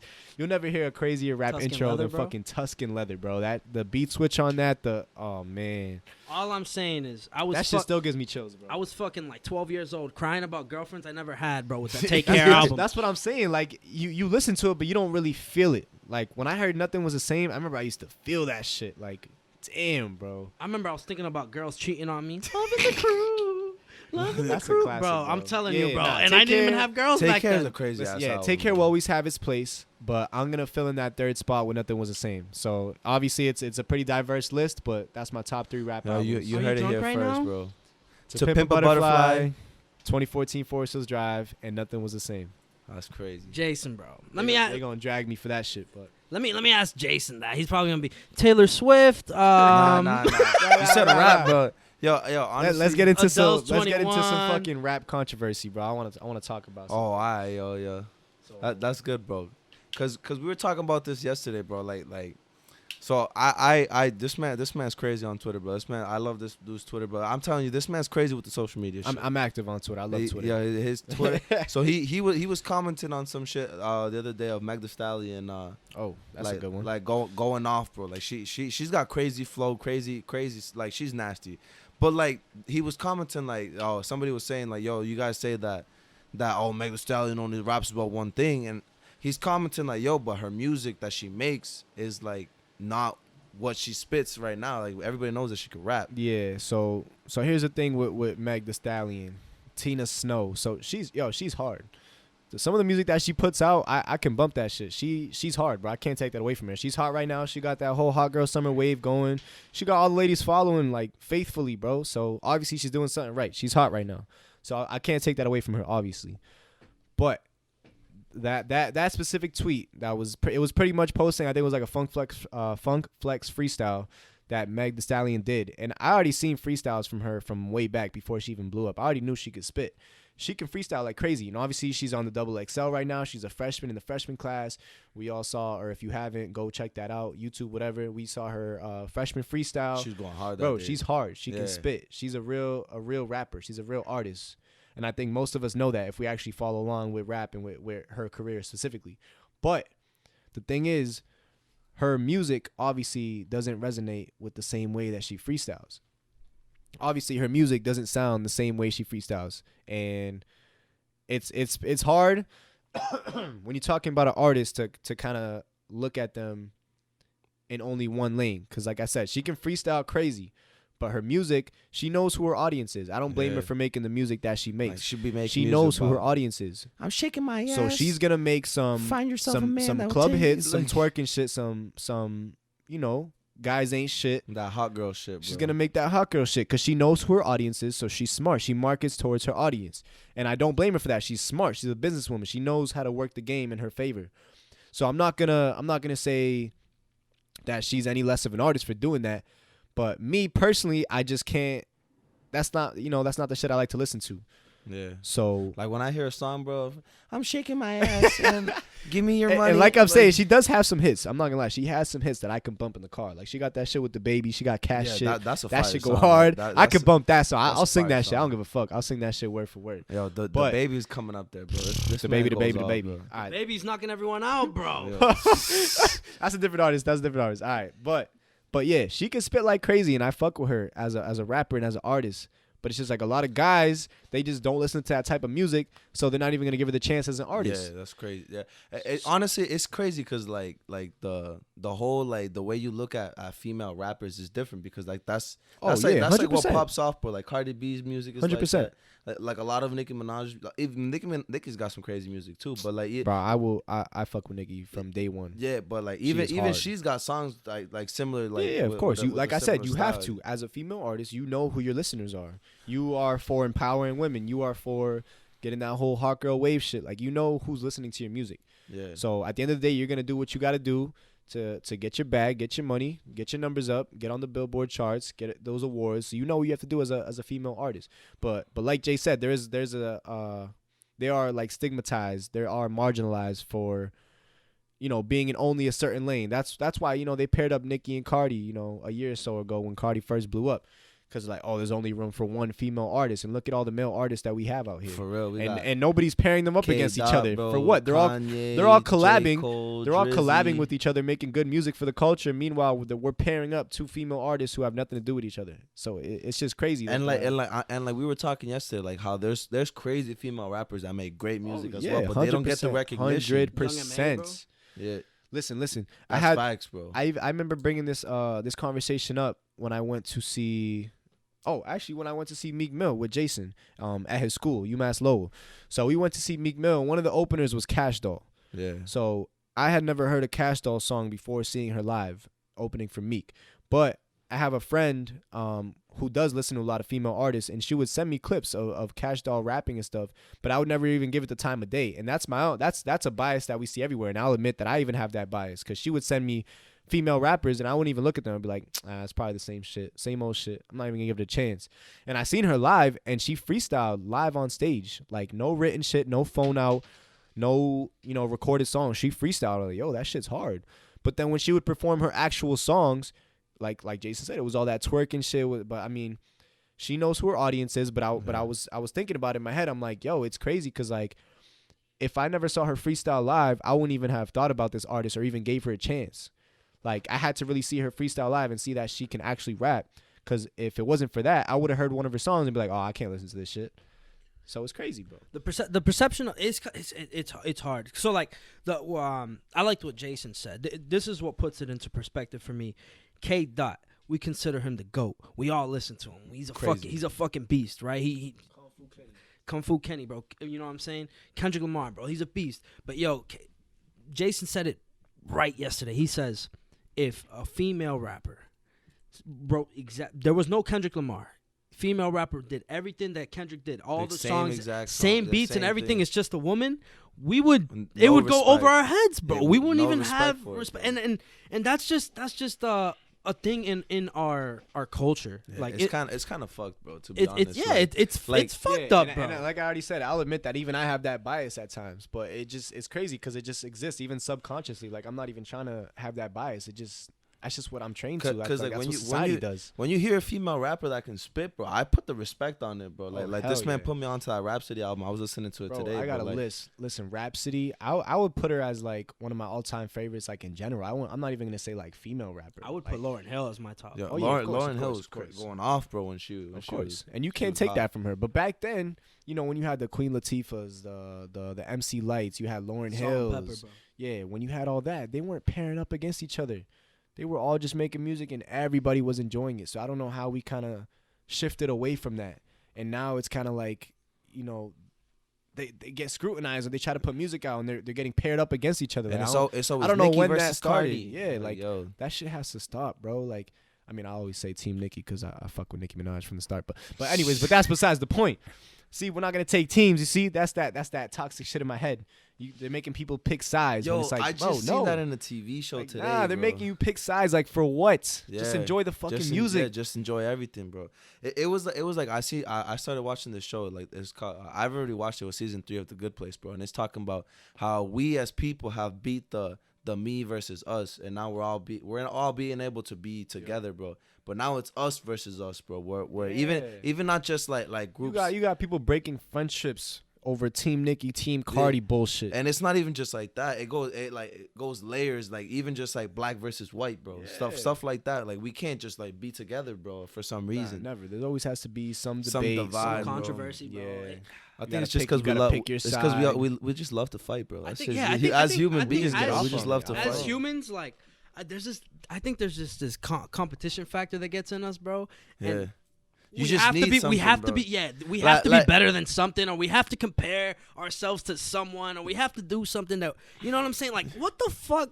Yeah, Come on, people. It's crazy how we compare each other too. Like we can't share our culture with these white people, bro. Like with the even in one of J. Cole's songs, he's talking about a whole Elvis did this, bro, and now Eminem, Macklemore, all that bullshit. Yeah, Like stealing the culture. yeah, they're stealing the culture. Like why? I like Yeah. obviously you as a black person that's been put down your whole life by white people, and the white people trying to take your shit now. Like it does feel bad. Like it feels weird, but Yeah. I wish it was not like that. We could just all share the culture. Yeah. And but the thing is, it's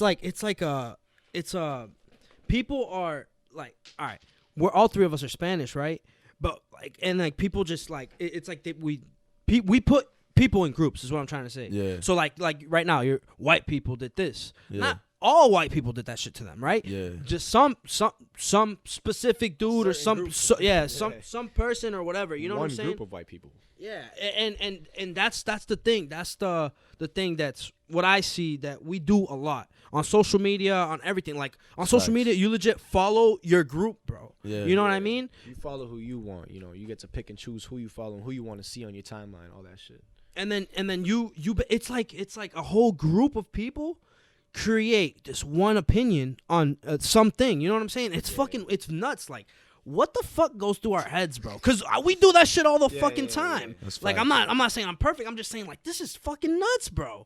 This is some shit that happens all the time, and we're just it goes over our heads every day, bro. Yeah. Let's backtrack to the female artists. Sorry, I get fucking Nah, you good. It's good conversation, man. You gotta let that shit flow.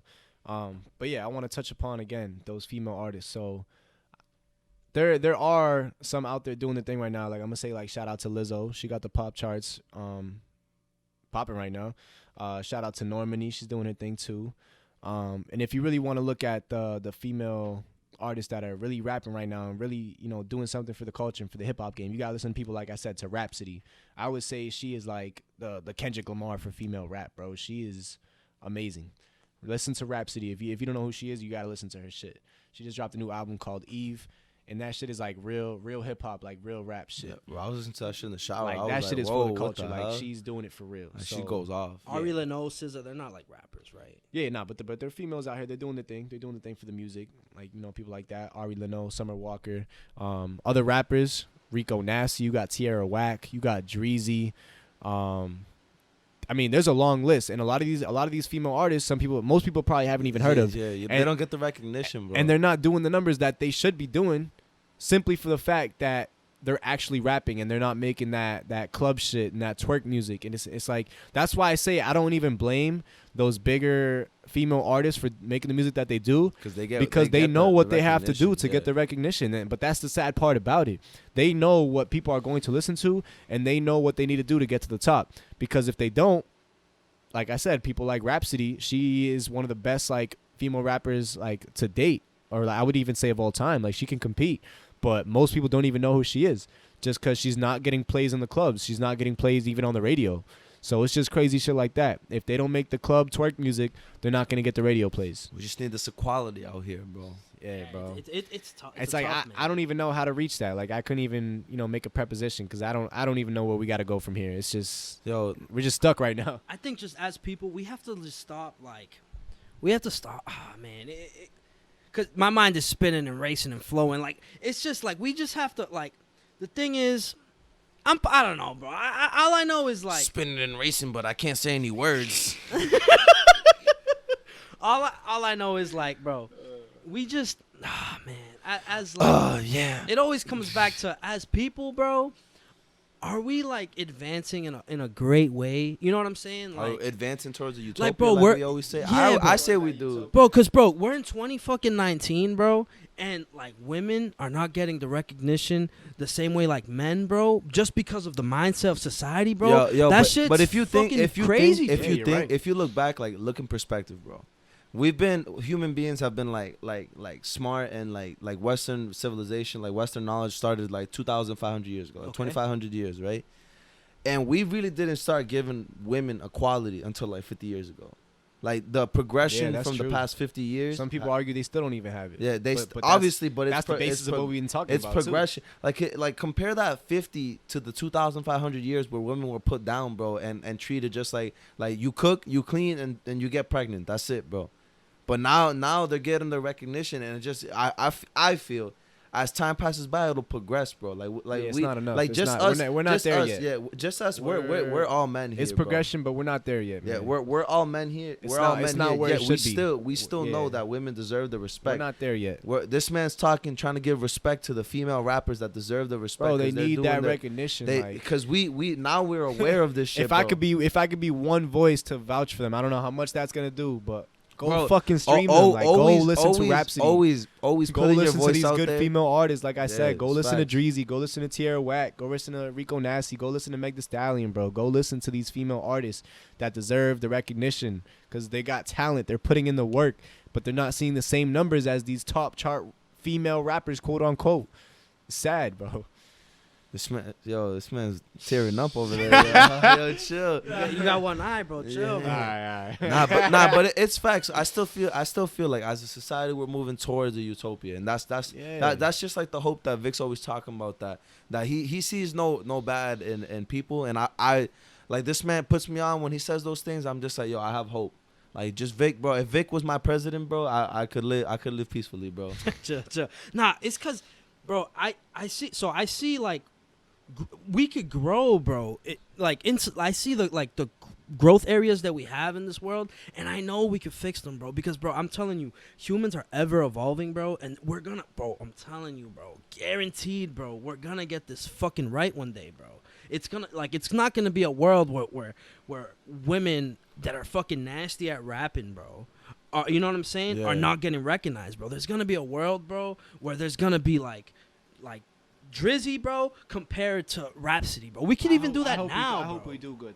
I hope we do get there, and I hope we do finally achieve that. Because I was actually just watching Rhapsody's interview on The Breakfast Club with Charlamagne, all them at The Breakfast Club. That's one of my go-to podcasts to watch and listen to, especially for music shit. So I was watching her recent interview. She was talking about her recent release of her album Eve that just dropped last Friday. And basically, Charlamagne was even telling her, like, straight to her face, like, yo, like, you're one of the best of our time. Like, why don't people see it? And it's crazy, like, especially to have someone tell you that to your face. And he's like, yo, I will put you up there with Kendrick Lamar. Like, it's you and Kendrick Lamar. That's, like, the best rap tier of the game right now. That's and crazy. Then he even said himself to put J. Cole right under that. And I'm not mad at that. I can see both sides. But he literally said to her, like, yo, I'll put you up there with Kendrick Lamar. And that's why I even make that reference.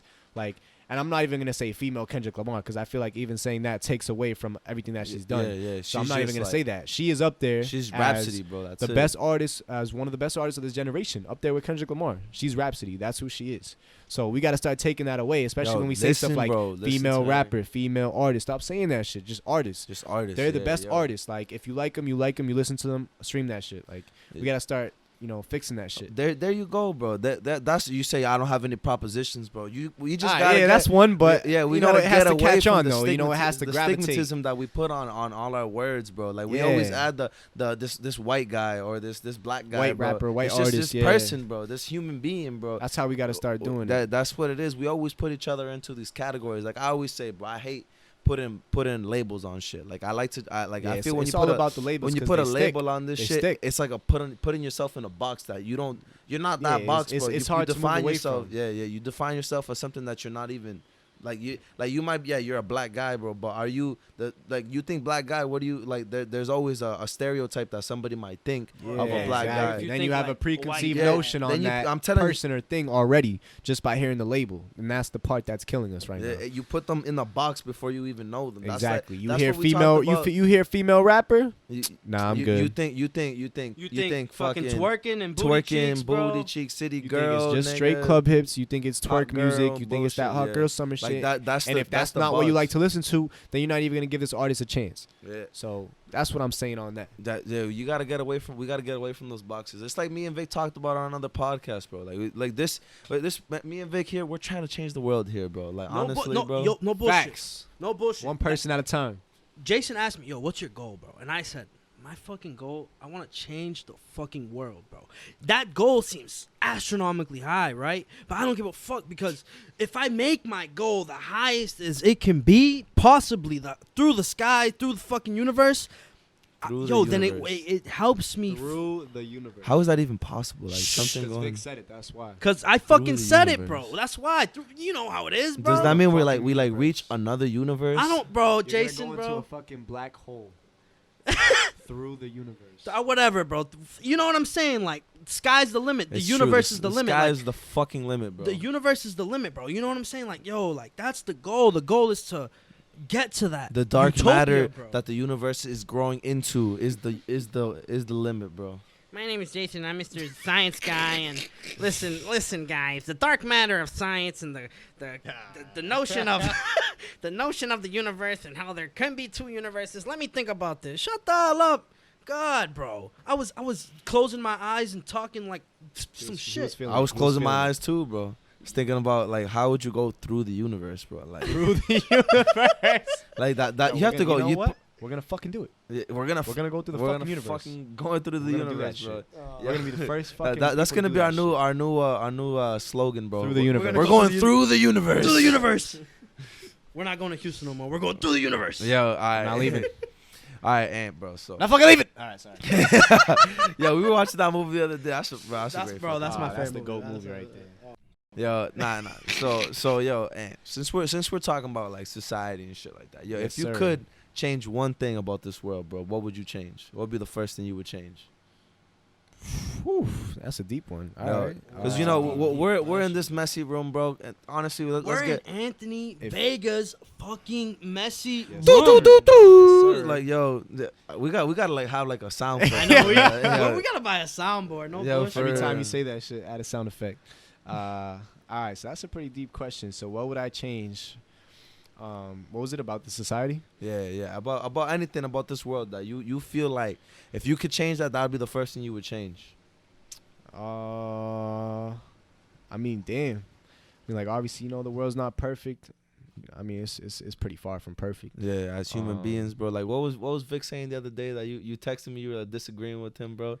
Oh, this dude said human beings are perfect. Human some beings shit like are that. perfect. Some like, stupid shit like that. Like we're the most perfect beings that have walked the earth. I think that's what he said. I think no. So what I said was we're that the perfect machine. We're the perfect machine. You've been following along. I said we're the perfect machine ever created. False. Listen, We're not even the most perfect machine, bro. Yep, false. It's like literally scientifically proven that we're flawed even as machines, bro. Oh my God! What I was trying to say, you know what I'm saying? That shit makes me. I'm talking like literal. Oh my God! I'm talking like literal scientific machines, bro. We are literally like flawed as machines. Cause I'm over here like humans are fucking perfect. You know what I mean? And then No, I far from it. get Mr. Bro, we're literally Mr. Science and listen. fucking Ant fucking go, well, technically, Bro, you 'cause know. you just can't say shit like that and just not back it up. Like, bro, you first of all, you said machines. We're literally flawed as machines. We're not the perfect machine. Second of all, if you want to change it to beings, like, bro, we're literally destroying the fucking place that we live. Yeah, this planet, bro. Like, if we were fucking perfect, Amazon, bro, it'd be like, the fucking utopia. We'd be through the universe, bro. we'd be That through the shit- universe. Yo, that That's shit where would we're be trying the, to go. that bro. shit would be the fucking utopia that we've been talking about this whole time. Like, no, That's we're facts, fucking though. destroying the place that we live. Like, who does that except for imperfect beings? in the mind, bro. We're imperfect in the mind, yo, bro. we're imperfect in the In the mind, bro. like in the way we. I mean, think, bro. even as machines, bro, like we're imperfect. Like the way that our bodies work is not efficient at all. Yeah, Like that's the what way I'm we saying, get bro. old and our bones Literally get cricky not crackly, bro. perfect. Like how is that efficient, bro? Like that's not efficient at all. Perfect machine would go forever. Yeah, it would go. It would That go. shit Like, would go through the universe. yeah, bro. it'd go through the universe, bro. That ass, bro. All I'm saying is I truly believe this, bro. One day, bro, everyone's gonna hear this, bro, and they're gonna be like, Victor Manuel Rodriguez Jr. was fucking right. The human race is fucking perfect, bro. It's going through the universe. Yeah, Bro, we're on a fucking downward spiral. I don't know where you see this perfection That ass, coming bro. in. Like all you see Bro, on this social media. Earth isn't even gonna exist like before we become perfect beings, quote unquote. We're gonna destroy the Earth before that can even happen, bro. I truly think, bro, I'm telling you, like, I have utmost hope and faith, bro, in this human fucking race. You guys don't see it. Why? We're fucking trash. Yo, this man had a talk with me this morning, bro. This We were morning, texting. bro. Where this is all man, this faith coming from in the human race? We're all fucking I know is- trash. all I know we're is- killing each other. We're killing the planet. Like, If we had a world of Vicks, bro, we'd be through the universe, bro. yeah, we probably. it's because, man, I see greatness, bro, in our people. Like, I don't understand know, what you're man. saying, but I'm just confused as to where it's coming from. Cause like we're literally killing each other. Yeah, and, yo. and this planet. Yo, So, honestly, bro, go back to the question, bro. What would you All right. change, bro? if I want to change one thing about society, about Earth, it has to be one thing, right? I mean, bro, answer the question. Ah, how you yeah, wanna I'm trying answer to the think. So like question, bro. one of the first things that comes to mind is just fucking pollution. Like That's facts. like I've been saying this whole time, like us destroying the Earth. Like we gotta we actually all have to wake up and reverse that shit. Well, it's too late to be reversed, but we actually all have to wake up and make an effort to change that shit to Like stop it. as one, bro. Like Yeah, recycling like, is as not a whole hard, world, bro. and Just it's separating easier your said than shit. done, obviously. But it's like if everybody is on the same page, like that would be the first thing I would change, I guess. And then. Now I'll just leave it at that. I'll just Yeah. leave it at that. Us being Honestly, on the same page. I'm gonna build on that real quick. All right, yeah, go Cause ahead. it's true, bro. Like our planet is valuable, bro. Like Shit's dying, bro. It brings us our shit. Even if it's dying, bro. Like we have to learn. Like if I feel like as human beings, we'll be able to survive as long as like when our backs against the wall, we could survive. So even if we destroy this planet, which obviously like saying that it doesn't sound good, we'll find a way to survive somehow. But it's then learning our lesson from that. I'm a fucking hypocrite though, cause I'm still driving a car. I'm Yeah. still riding on planes. Yeah, it's I'm facts, still, bro. I'm still riding on the bus. I'm still Bro, eating meat. I'm I'm still the eating biggest animals. hypocrite of 2015. Yeah, facts. I'm the biggest hypocrite of 2019, bro, for real. Because bro. I can say all this shit up here on this podcast, but then I'm still gonna go home in a car. I'm still gonna use an air conditioner, all that bullshit. So. And this is what makes humans perfect, bro. What? To get to Wait, my, wait, listen, wait, listen, wait, yo, wait, wait. listen. Here Let me comes finish. Vic. Here comes Because Vic because from look, left field, bro. look, off the airwaves. because we are so, bro, we are so great that we notice our flaws and we have the capability to fucking change, bro. I guess Come you're- on, man. Like listen to this, bro. Yeah, it's You're true. listen, look, wait. I'm gonna contradict that statement by saying that we have the ability to change and we choose not to. Yeah, That's facts. why we are But fucking imperfect. That's the thing. It's Because we know we can and we don't. That's why. But we have that choice, bro. And it's not, bro. It's So why aren't we choosing because that? we're people. Because People we're imperfect. Bro, we're probably ignorant to a fault. People are probably ignorant to a fault. People like us know, Yo, right? it's and facts. and we're Bro, I got dickheads, something to bro. say after We're this. dickheads, right? Because we know the problems that are going on with the world, right? But we decide to ignore it, bro. Because why? It's easier to. I don't drive. It's easier for y'all to drive your cars, bro. It's easy for us to just hop on a fucking plane, right? that's what I mean, bro. You know what I'm saying? But we have that choice, bro. And if people open their eyes, bro, bro, and weren't ignorant to a fault. Some people just don't fucking know, bro, about stuff like this. They don't know, bro. So we have to learn how to communicate and educate our fucking people so that they know, oh shit, this is not right. My president so right I'm here. telling you, bro. I'm telling Rodriguez 2020. no, bro, chill. But This I'm is telling my you, president, this is why, bro. I truly believe, bro, that we could get this fucking right. Vic, bro. can I build on his presidential campaign is gonna be we're going through the universe. Yeah, yo, Vic, I'm gonna build on that real quick because I feel 100% that it's the education part that is gonna change the world, bro. Because us, like you, me, and Ant, bro, we're young, bro. You know, we know our shit, bro. As adults, we've kind of like grown it. Like we'll be able to change it to some point, but it gets to a point where you can't change. Like our older generation, bro. Like why do they say we got to get our young people out to vote? Because they know they can't change the mind of the old people, bro.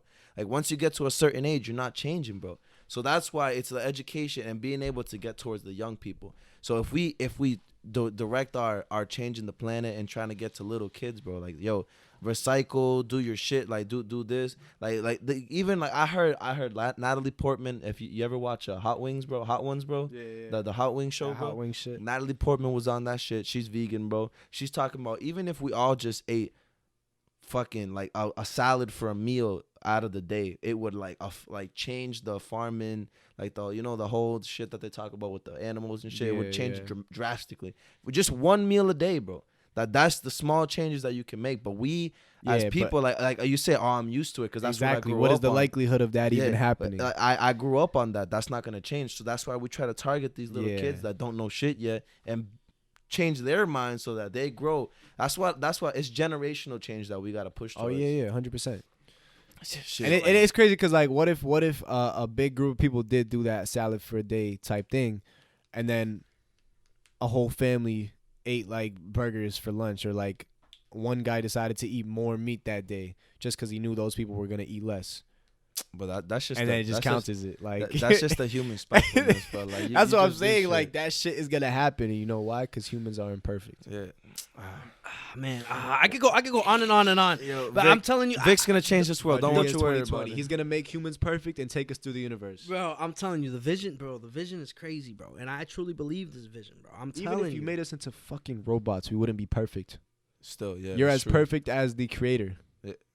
I mean, that's to say if What the fuck? Yo, Jesus said that the other day. You guys been talking, bro? What kind of shit? when did I say Bro, that? a robot. You remember, bro? You said that, bro. I think I did. I think I was sleeping over, bro. Yeah, bro. This shit's crazy, bro. I think I did. You say did. That. You were like, Yo, how the fuck are we perfect, bro? Because the only thing that's perfect is the creator that made me. And I was like, wow, that's good. That's what I mean. Well, but yeah. And then you just said it. That And shit gave I me was the saying, chills, like bro. robots, all those robots that are coming out are just as perfect as the the coders, bro, if you the say that, creators. then that's saying that God isn't perfect, bro. Simple as that. Like you're. I mean, I'm not very But- religious, but- so I'm not gonna dive into that. Yeah, that's a whole another religion talk. Eventually, me and Vic will talk about Yeah. that. I just don't feel safe talking about that yet. Like maybe, honestly, we should do a poll, bro. Be I like, mean, I don't mind talking about it. The thing is like I don't want to offend nobody, bro. Me and Jason, the way we talk very freelance, and we say the fucks and give a fuck, we whatever. just- And I don't want to disrespect no one in the way I say what's speak. on my mind, bro. And I I don't know. give a fuck. Yeah, I don't want to like disrespect no one because I have my own beliefs, and and I don't try to disrespect no one else's beliefs, and then diving into some shit like that is just it gets finicky. But anyway, whatever. Yeah. But we're going through the universe. Facts. I'm telling you, We're gonna make that shit happen. All All right, let's spice it up. Spice it up. We're trying to spice it back up. Yeah, we gonna spice this shit Let's back tell up. Wake some your old asses up. Let's tell some old stories, bro. Yo. Let me get the mic.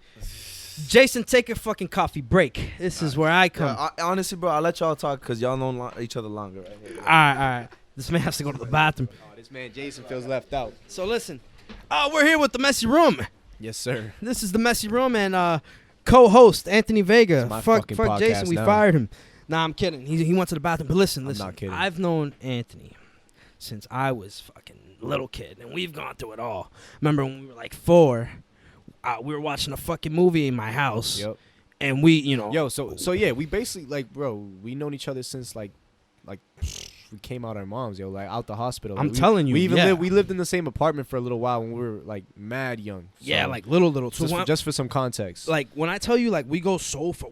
This is how far we go. Like 4 years old, not knowing how to fucking cook popcorn, Oh, and we threw the whole popcorn in there and exploded the fucking microwave. That's how far we go. We go. That's like one of my that. earliest memories with Vic exploding. I think was it your microwave or my microwave? My microwave. We fucking. So we went into his apartment and we exploded his microwave. That And shit then- was and then turning I- blue and and then green, and then it I- caught And then I fire. ran back to my apartment. Yo, I'm telling we got our you. asses whooped. Yeah, we got our asses handed to us. Another thing, and like we go from that to fucking like another memory is like 5th grade where I don't know shit about music, and I didn't know shit about anything.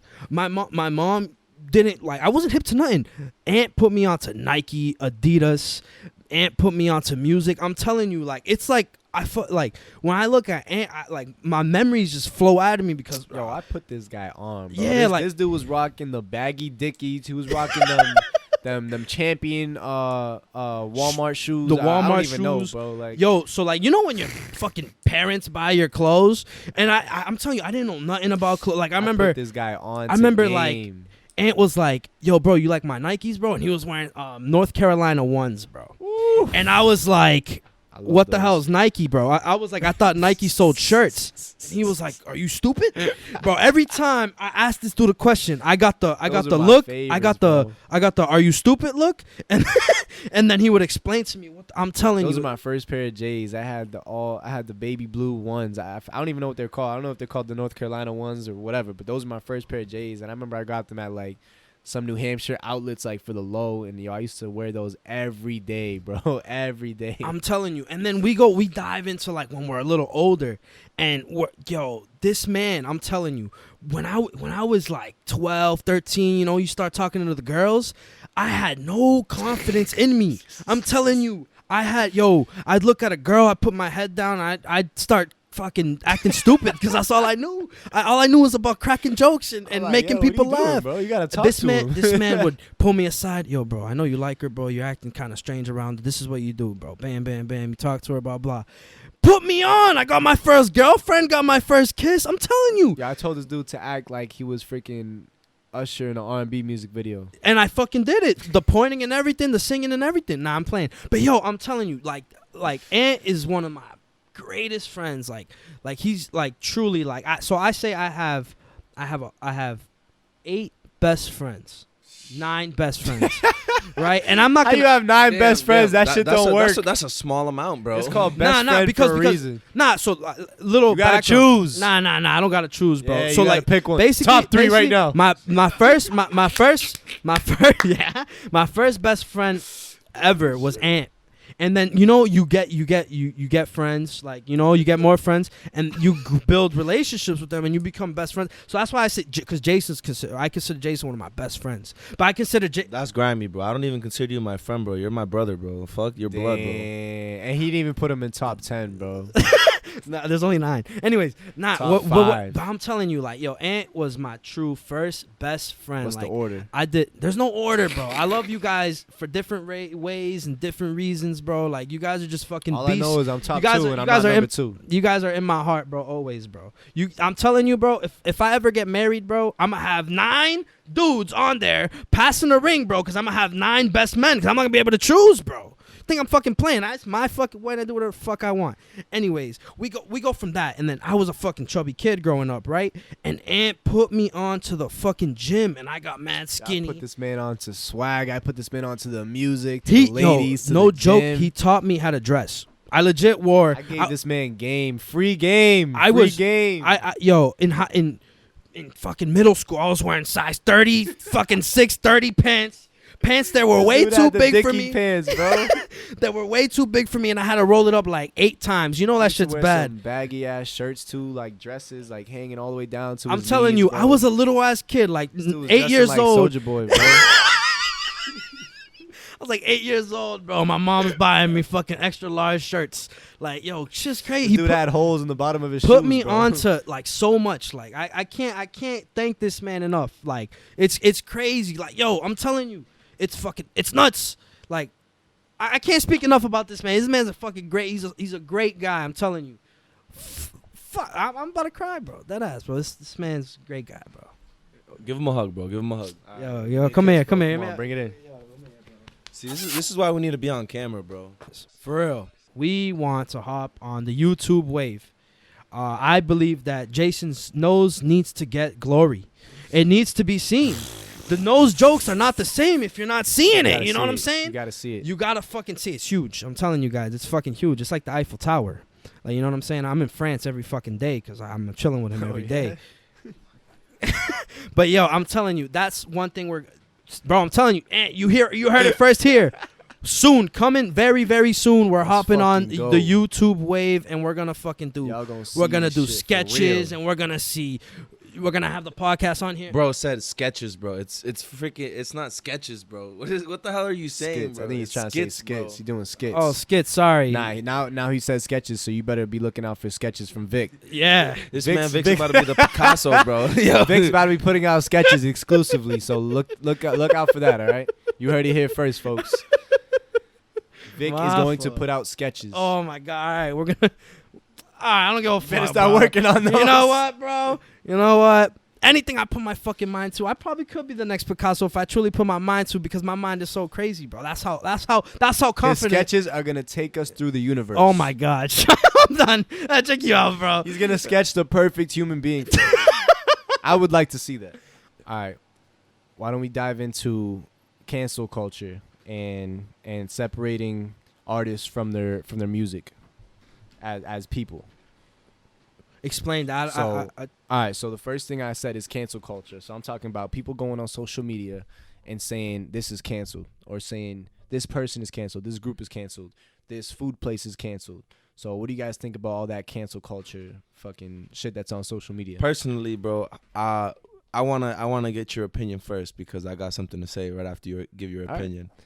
I think we're using that shit way too loosely, and I'll say that's why I say we, because I'm in that shit too, because I've used it too. So I think we're using that shit way too loosely, and I think it's being thrown around like too often for it to be actually taken serious. Like, I feel like one person will say this person's canceled, and then they'll make up a story, give a bullshit reason, then everybody's gonna hop on that bandwagon, and then it can actually turn into something serious and hurt someone's career, or it could actually hurt a brand, Kodak Black, or business. Kodak, bro. I mean, didn't you say that earlier? That man's canceled. Literally, and that's why I wanted you to give your opinion first, because I think that shit is stupid, bro. Just being able to cancel somebody, because everybody makes mistakes, bro. Like, if you could cancel somebody on your mistakes or their mistakes, bro, like everybody would be canceled, bro. Let's just cancel the human race, bro. We're not going through the universe anymore, bro. It's canceled. All right, the trip is canceled, bro. So let's focus on that Kodak Black shit. So I am personally gonna say he's canceled in my book, and I'm gonna use that word. And the reason I'm going to say that is because if you're not aware of Kodak Black's situation, I'm going to say one of the first reasons why I'll say it personally is just because... No, I'm not going to say that. I'm going to say the main reason I'm going to say it is because that video surfaced of him talking about Lauren London, which is Nipsey Hussle's widowed wife. And he was talking about her in a very vulgar way, and he was saying stuff like, oh, I'm going to give her, this and this time to mourn him, and then it's my turn. That's basically what he was saying in a nutshell, not word for word, but that's what he was saying about Nipsey's widowed wife, Lauren London. So that's why I say he's canceled as an artist, because I feel like you can't really take that character away and just listen to only the music. Like, I know the person I'm listening to, and so I just choose not to listen to that. So the thing is, like, I understand where you're coming from. The disrespect is tremendous. It's tremendously high, and I feel like that's a situation you can't really come back from. Especially because Nipsey, he's so big, and that's a legend in the game. That's an OG. He's so big and he's so influential, and he had just died. Like, it was like 2 weeks. It was like 2 weeks after. And I feel like. It was very recent. And I feel like even if it wasn't a legend like Nipsey, you're still disrespecting a dead man's wife, and it's very recent, like he said. Yeah, but the thing is, like, like what Jason was saying, like, everyone makes mistakes, and that man clearly made a stupid ass mistake, right? He made just speaking nonsense to the world. All right, let me give you another example, bro. Like if you like, if I know a lot of people say they cancel R. Kelly, bro. Would you cancel R. Kelly as well? Yes, he's canceled. All right, that see, like if you compare the situation with R. Kelly to Kodak Black, Kodak didn't do shit. Like obviously he did, but like the shit that he did is way different. So like if you gotta like have like a standard for it, standard for it, yeah. Like well, you can't that's just going off my personal opinion. So the thing about this canceled shit, right? The person that came to my head was Kanye West. Kanye West is personally he's my number one. He's my favorite artist. Right? I love Kanye West. I love I could go on and on about Kanye, but Kanye.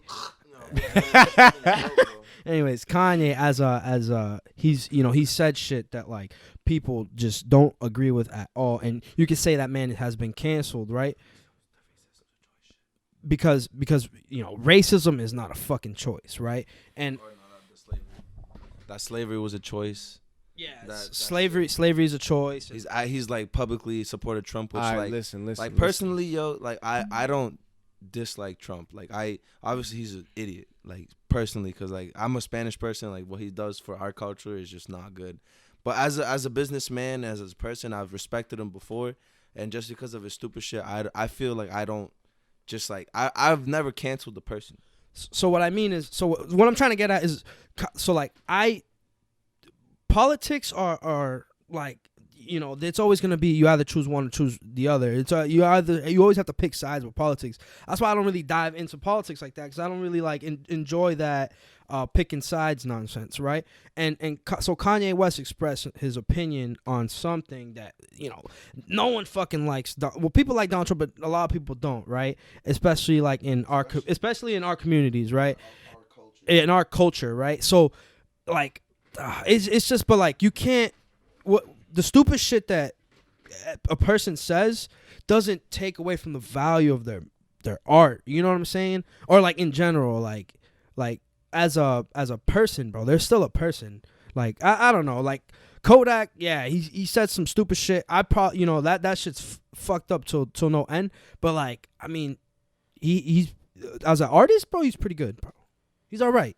He's whatever, you know what I'm saying? All right, so finishing on that Kodak piece, like he even tried to come out and publicly apologize only because he was pressured to.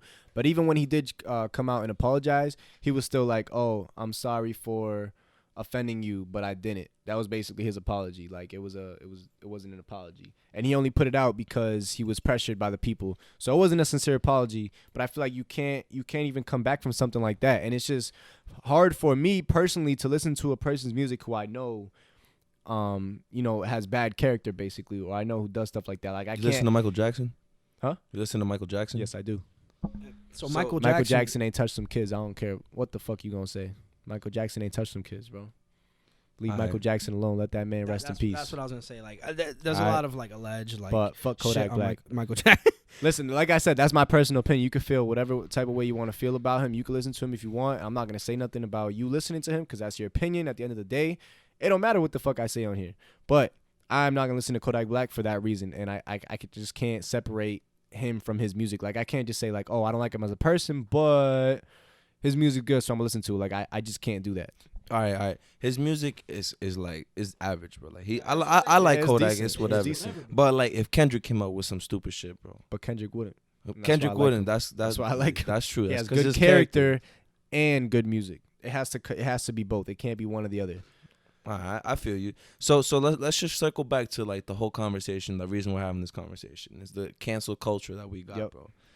You think we should set a standard or what?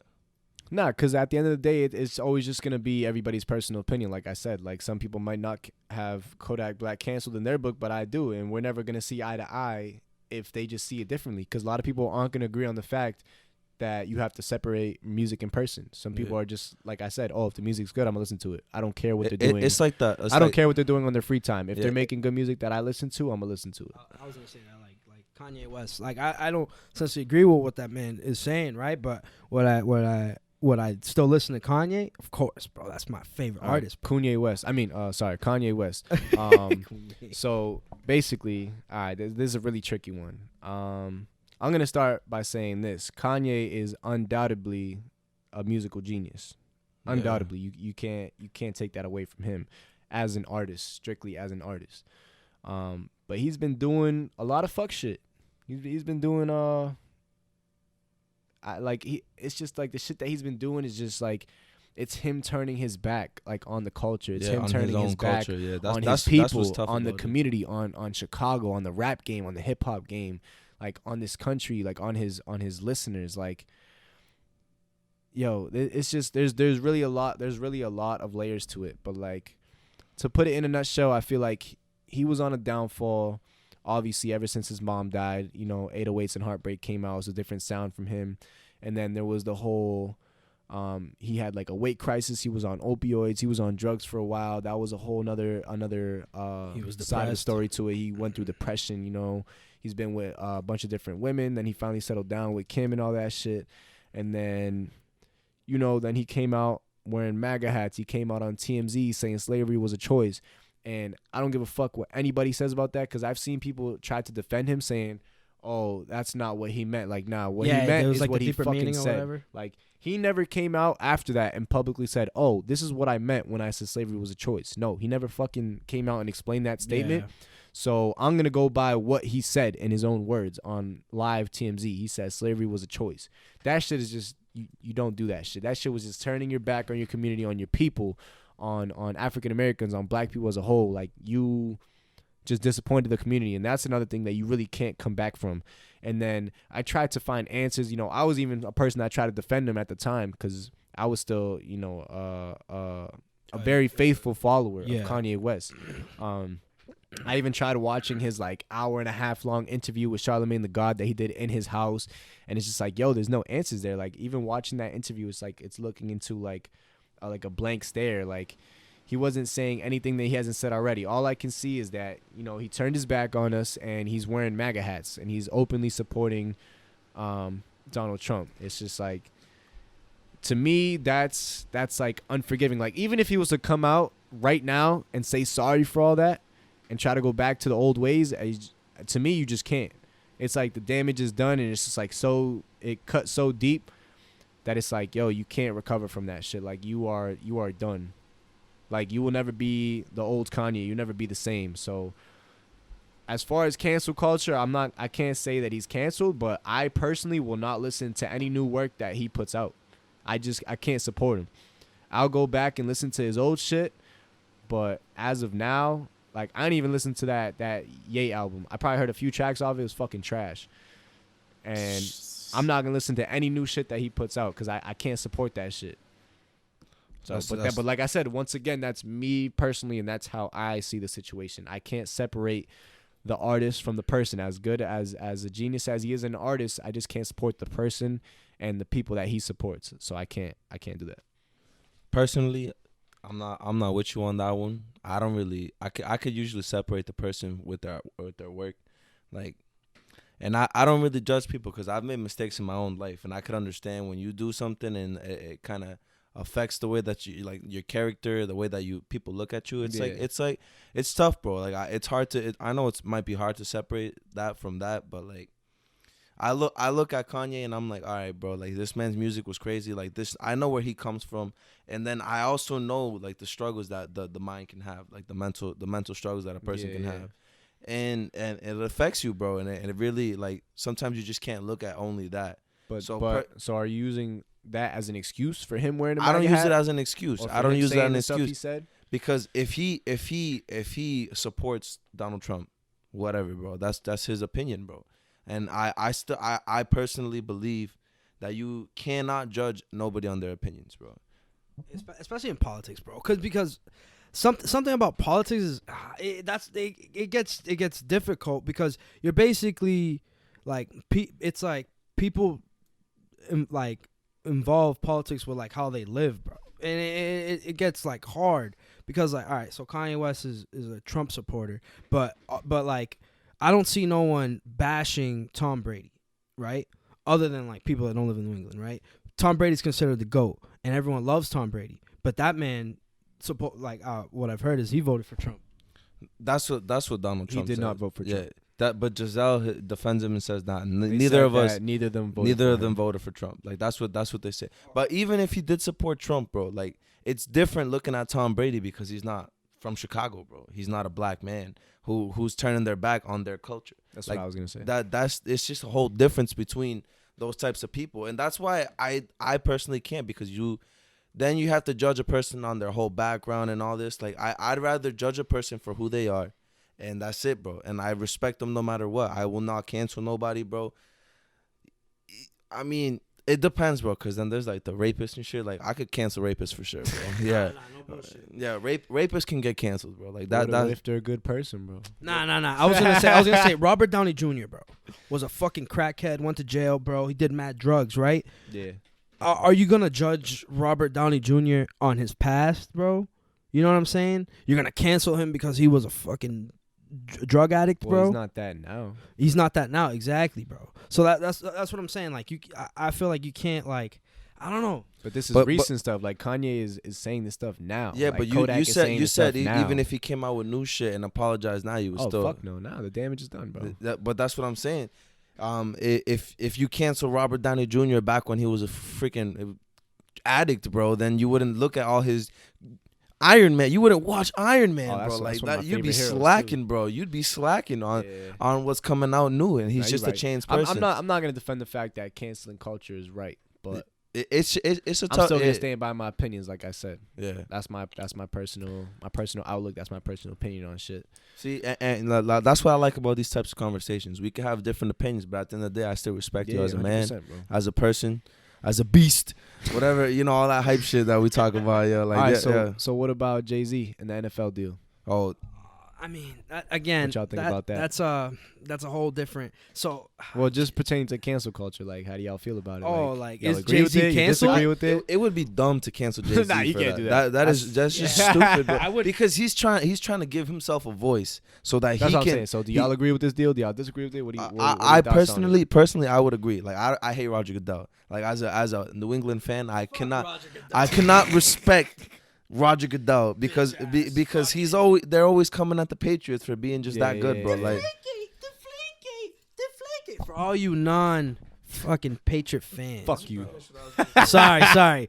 Just no, just fucking no, bro. Like I deadass got a Barstool towel with if you're not a Goodell's fan, fuck you. With Goodell's face on it with the freaking red nose, bro. Like I got a towel. Like I hate him, bro. Like I hate Goodell, bro. But like, I love the NFL. I love football. I love watching the NFL. And like the whole situation that happened with Kaepernick and like the not being able to kneel down, like people were like hating on them. Like I think that's dumb, bro. Because it's people trying to use that's freedom of speech, bro. You're not letting them speak, bro. And the main thing with that is that people thought that Kaepernick and everybody who was kneeling with them was trying to protest the American flag and protest the veterans. Like, nah, bro. We were trying to protest like how they chose police brutality. We're trying to protest the inequality. That's what they were trying to protest. But obviously they were just saying, oh, they're protesting our flag, they're disrespecting our anthem, they're disrespecting our veterans. And that's meanwhile you had veterans, supporting and behind Kaepernick. So they try to twist our words. But that's what the actual protest was about. And you had someone like Jay-Z and other philanthropists and other artists standing behind Kaepernick. But now Jay's getting that backlash because they feel like he's turning his back on Kaepernick by signing this deal with the NFL, who basically blackballed him in the first place. Well, I mean, it's tough because that's what's tough about always. It's like it's one of those fallacies where you attack the character of the person, or you change up their words and attack that. It's like it's not good because then you get blinded by your belief when it's not even true. Like obviously as a culture, people the people kneeling down in Kaepernick, they were not fighting for freaking like I hate America, bro. No, that's what people if people really that's hated the narrative that they try to put in their mouth, which is just straight false, bro. It's straight like booty, like that's just lies, bro. Like no, they're like African Americans. We knew what they were fighting. Yeah, African Americans were being put down, and the police brutality was getting insane. People were getting shot and killed and beat up and like put down, like, and the it's just like the racism was through the roof. So like they were trying to use their freedom of speech and come out and say, yo, like we don't respect this, and to protest what you got, protest what the social injustice that's happening in the United States. I'm going to kneel, because I can't be be beside a country that lets this happen in its own country. And I feel like the deal that Jay-Z is making is a smart move for himself and for the whole community, because now he's giving himself a voice. He can go and say, like, I want this artist to come and do this performance at the halftime show, because I know that what they represent for our culture, and I want this person to be here representing us at this big show. Because, like, bro, the halftime show is a huge show. Why, like, it's crazy how much time, like, 30 seconds on air during the Super Bowl is, bro. Imagine a whole halftime show where you have this whole chance to give your message, bro. Yeah. So you got a lot of people giving him backlash for making that deal, but then you also have people backing him up. Like Diddy backed him up.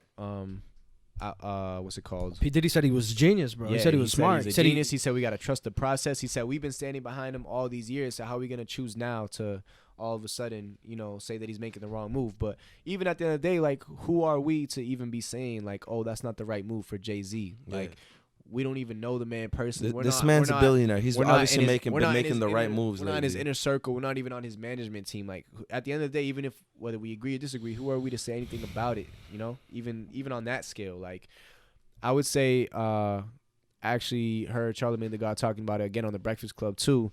And he was saying, you know, we've been behind him this whole time, trusting him. You know, this dude paid for 21 Savage's legal fees. This dude's paying to bail people out who are protesting about social injustice. Is like, he's doing all this, like, behind the scenes, and we trust him. So, like, why not trust him now with this decision that he's making? Like, you know, it doesn't make sense. And I do see both sides. I'm not sure exactly how I feel about it yet, but I do understand both sides. So I think I'm kind of just on the fence about that decision. No, I mean that's like saying, like, would you cancel the NFL? Nah, you can't. Yeah, that means, like, cancel the Patriots. Cancel, yeah, like, bro. That means cancel whatever your favorite team is that you watch. Yeah, you know, it's just tough because the NFL has this bad rep because of what they did, and like it's not even just the NFL; it's NFL fans that come along with it. Yeah, true. That just like it's hard because, like, who are NFL fans? Like, the majority are gonna be white people. Like, that's just facts. So obviously, there's a lot of African American fans, bro. Black people that love football as well, but a lot of like big freaking NFL fans are people that support their country, veterans and stuff like that. Yeah, like, exactly. Like, people that are ignorant to our to outside culture, bro. And that's really what the struggle is, bro. And then they're gonna come in here, bro. Like I think it's hilarious, bro. When I can see somebody's like their social media page, and they'll be like, oh, fuck African Americans, bro. Like, they hate black people or whatever. Yeah. Then they're like, oh, I love my team, bro, and their whole team's black people, bro. Like, like, even like basketball, there's a lot of contradictions like bro, it just doesn't make sense. You can support your team and it has African Americans, but you can't support African American people. That's the only thing. You just gotta stay consistent. Like, believe what you want to believe in, but at least stay consistent. Yeah, like, so you can have a credible opinion. It's like being I always say, bro, I don't want to be hypocritical in my life, bro, because being a hypocrite is like, the best thing you can do is just stay consistent with yourself and your own beliefs. That's facts. You know, practice what you preach as well. Another big thing that comes out of that too is I just finished watching that new Travis Scott documentary on Netflix. Yo, I heard it was good, bro. Look, Mom, I Could Fly. Basically, it's just if you haven't watched it yet, it's basically a behind the scenes in the upbringing of Travis Scott and his career, behind the scenes of making Astroworld, all that crazy shit.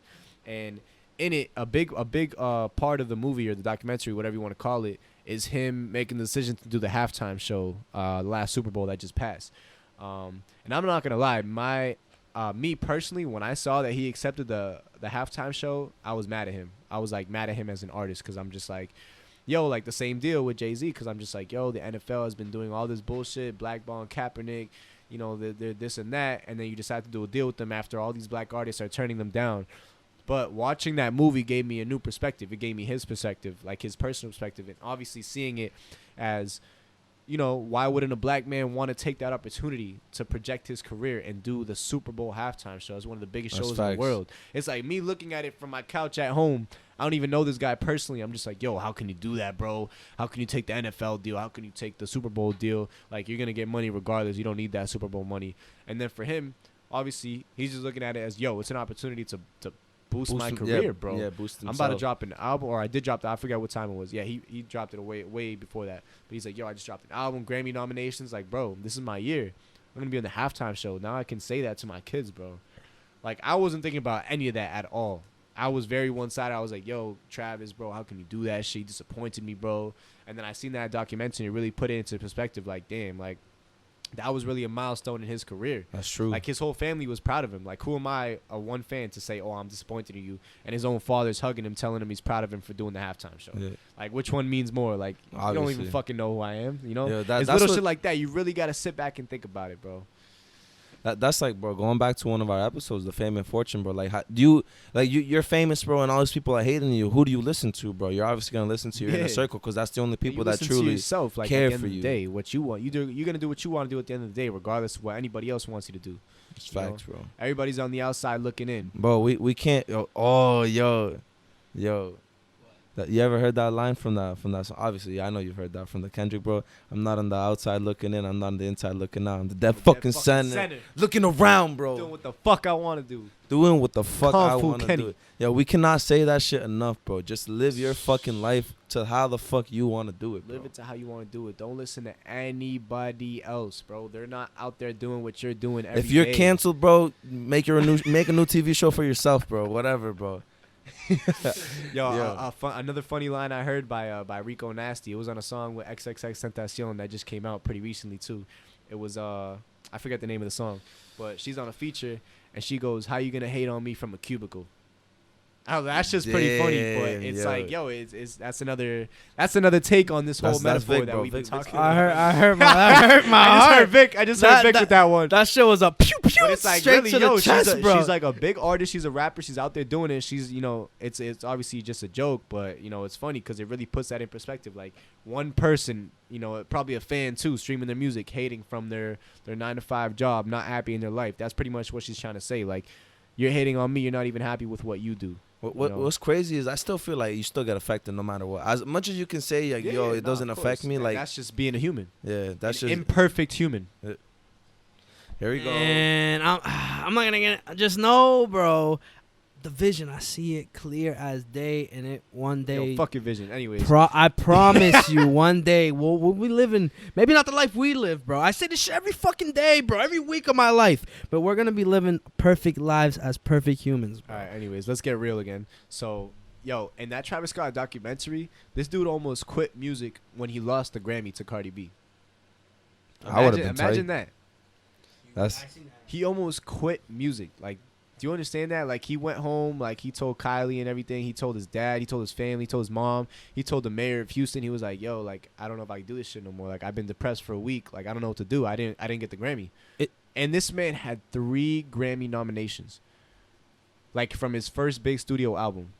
That was for Astro World, Grammy right? nominations. That was for Astro, and he lost to he Cardi. He had Sicko Mode for Rap Video of the Year. He had Astro World itself for Best Rap Album. Then he had one other nomination. What one rap video, bro?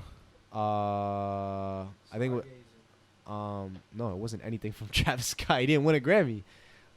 Rap video, I don't know, but best rap performance, that was also nominated for Sicko Mode. Anderson .Paak took that for Bubbling. Wasn't it bro, I know the video, bro. It was a pretty good video though. Like a different video, whatever. Oh, no. That was like Song of the Year. I think it was what's his name? Childish Gambino. I'm pretty sure it was him. Yeah, This Is America, yeah, bro. I think it was This Is America. Yeah, This Is America. Sure. And that was a good take. Yeah. I would agree with that too. Yeah. But so like it wasn't bad, but like that's tough. No. But like to Cardi B, like fuck no. I will tell you straight up, fuck no. She should not have won that fucking Grammy. I put that shit on Twitter. They fucking robbed. All right, it either should have been Pusha T or Travis Scott. It should have been one of the two. It should not have been fucking radio ass, mainstream ass, mediocre ass, fucking Cardi B's Invasion of Fuck no, bro. Yo. This man. Yo, I just, Bro, no joke. I will say that to the day I die. The Grammys is a fucking joke. That shit is bogus, bro. Yo, it's crazy how as I Kendrick saw them has give not that won an shit, album of the year, that's bro. how you know it's fucking bogus. Neither has J. Cole. But Neither J. Cole has doesn't submit his work to the Grammy. That's different. You have to submit your work or make it eligible. So that's different. Because I was wondering, he doesn't like, believe in it, but he's smart because he's known since the beginning of his career. That shit is bogus, bro. That shit's all industry. It's whoever pays the most money, whoever has the most endorsement. That's who they're gonna give it to. Like, literally, you can pay them off. Like, that shit's a joke, bro. Like as soon as I saw Cardi B win that shit over Pusha T and Travis, that was when like I really knew for me personally that those award shows are all industry. That shit's a joke, bro. Like you can't, those don't really measure to anything because you know for a fact in your head Daytona, Pusha T, and Astroworld by Travis Scott. Amazing albums. Bro, those could not have possibly been beat by Invasion of Privacy. That's bro. facts, though. That's crazy to me. Like rewatching the reason I'm so like mad right now is because rewatching the documentary, it shows all that, and it's like it got me mad again. Like I was mad when it happened last year, and now I'm mad again rewatching it and watching his frustration. Like I'm not even the artist. Imagine his frustration. Bro. Yeah, that's tough. Like the actual artist himself. No wonder he was depressed for a week and almost quit music. Like I'm not even the artist. I'm a listener, bro. The thing that makes it even I'm worse just a fan. is in the movie, I saw like part of that movie. Like I was trying to watch it like during work. I shouldn't probably be watching Netflix, but fuck it. During work? Yeah, During your job? Well, hey man, chill. Hope your supervisor hears this. Oh yeah. Anyway, but he was like, "Yo, I've been dreaming about this Astroworld album since I was like 8 years old." Yeah, bro. that was a dream of his. That was fun because Astroworld. If no one knows, like it's like it was an amusement park. Bro, that shit is Astroworld was an amusement park in right Houston. Now, if you haven't watched that shit, go watch that documentary, bro. That shit is amazing. That shit had me tearing up, bro. Yeah, nah, no joke. But like, I'm also a big Travis Scott fan, so maybe it won't hit the same if you don't listen to him that much. But it still might. You never know. Nah, like so, like damn, I saw that part, like where he doesn't win the Grammy, and like the dude, I felt it, bro. I felt that shit. I'm telling you, it felt like I lost that shit because like I just dude, had to relive it all over again because I'm telling you, I was mad when it first happened, and I'm mad again. Like imagine, so like the way he explains like Astroworld, like he wanted to do this album since he was 8 years old. He wanted to, his goal was like to produce the greatest album ever, something like that, and like to have this dream and vision, and then all of a sudden you're this close, you're so close to getting like the like accolade that shows to prove that you had the best album, you know what I'm saying? And then you come so close and you lose, and you know you should have won. I know it hurts. I know it hurts, but the same way that the mayor said it in that movie, he basically said like, "Yo, you didn't lose shit." Like I ran for mayor. He said I ran for mayor 3 times. I lost the first 2 times. Look at me now. He's been the mayor for however many years. He's like, don't take it as a loss. You literally got your name mentioned 3 times in this award show. 3 times nominated. That says something, and that's for the year. Yeah. He got nominated for best video, best rap performance, and like best rap album of the year. Like that's crazy, bro. He should look at that as a win. Like he got his name out. He did the halftime show. He has so much other shit going for him than a stupid Grammy. Like honestly, after that, you shouldn't even look at that shit the same. Like, bro, that shit's a joke. It should. I think personally, obviously, I'm not an artist. I've never been there, but I don't think the Grammy or even most of these industry awards should even be looked at as that crazy of an accolade or that of a. Basically, you shouldn't let it like establish you. Like you shouldn't feel like, oh, I'm only established if I have a Grammy, because like even J. Cole said it best, like that it doesn't mean shit. That's why he hasn't like submitted his work for the Grammys, because he knows he doesn't need that that medal cup or whatever they give you to feel like you've made it. Isn't like a stereo what the phone fuck it is, thing? yeah. Whatever that shit that they give you is. He said it best, J. Cole. Like you shouldn't need that to feel like you've made it or that you're established. And I don't think artists should look at that either. But I mean, obviously, if you're a new artist and you grew up making music, that's what you're looking at. Like, once I get a Grammy, I've made it. Yeah. But, it's easier to say it from a fan perspective and not being actually in that shit. Like if I was an artist, bro, I wouldn't mind winning a Grammy. Bro. Yeah, obviously you wouldn't mind, but I'm saying it shouldn't make you quit music when you lose. That's what I'm saying. I mean, you work so hard, though. You work so hard, bro, and then you get denied off of everything that you've ever worked for, and you're just like, damn, bro, like, yo, was my shit even that good? You just start like reflecting on yourself. No, I know, yeah, and that's what he was going through. Like I don't blame him for feeling hurt. It's like killing an interview, bro, for a job, and then you're not getting the job, bro, and you're just like, damn, bro, like I thought I was doing good, bro. Like I just think artists gotta stop holding the Grammys to like such the magnitude that it's at. Like fuck the Grammys, bro. That shit is If J. Cole don't got a Grammy, Kendrick Lamar don't got a Grammy. Nah, Kendrick got Grammys. He got one for best rap album of the year twice for my bad. Good Kid, Mad City, and for Damn, I think. Oh no, and for Damn. He won rap album of the year. I'm pretty sure he won rap album of the year. He got a Pulitzer Prize or whatever the fuck that shit is. I remember that. Yeah. All right, so I take that shit back. But anyways, But like my point stands. J Cole don't got shit, and he's talking like Yeah. like I always got confused, he don't bro. need Like that like shit. Look at his look at the like you know the album of the year freestyle. the He's effect talking that about he has on the culture. Like he doesn't need that shit. That's that's you what yo J Cole is crazy. Like his mindset is just Yeah. wild. Like this man's like, yo, you don't even deserve to have me be featured on your music or to be featured on my music. $2,000 every word on a feature. He said that Like shit. this man knows Said that his shit on- value, on bro. the London, bro. $2,000 a word. That shit's crazy. This man knows his value, and he's crazy artist, bro. Crazy good. He That's knows. what I'm saying. He already he- knows his value. He doesn't need a piece of metal or whatever they give you to He gives feel value that. to himself, Yeah, he bro. doesn't need that to feel that. He's also a realist, bro, because when he's seen like that the game was influencing him in ways that he didn't want, he stepped away, bro. And he was away for 3 years, bro. He didn't drop anything after 2014. No, 4 Your Eyes Only, bro. He hadn't dropped something in a long time, and like he came back in 2 years. 2 years, yeah. And it shows that the industry truly hasn't changed him as a person, hasn't like made him any different. The goal has always been the same, to spread that message, bro. And he's a genius, bro. I mean, I think it's, bro. It's crazy how like you get to this whole big ass stage, bro, and you get mad eyes on you and just like reflecting on shit, and you're just like, damn. Like I feel like it's a common theme for artists, bro, where they get into the point where they know they've made it, and then they're reflecting, and they're like, yo, like what am I doing with myself? Like that's the whole To Pimp a Butterfly fucking message, bro. Like, yo, like this man made it to this point, and what is he doing with himself? He's just fucking living life, not giving a fuck. And then he realizes like what he wants to do is give back to his community, bro, and go back to where he came from, bro, and give back, bro. And like that's like when he says, bro, like the best thing that music ever did to me was bring me back home, bro. And that's a beautiful message to me, bro.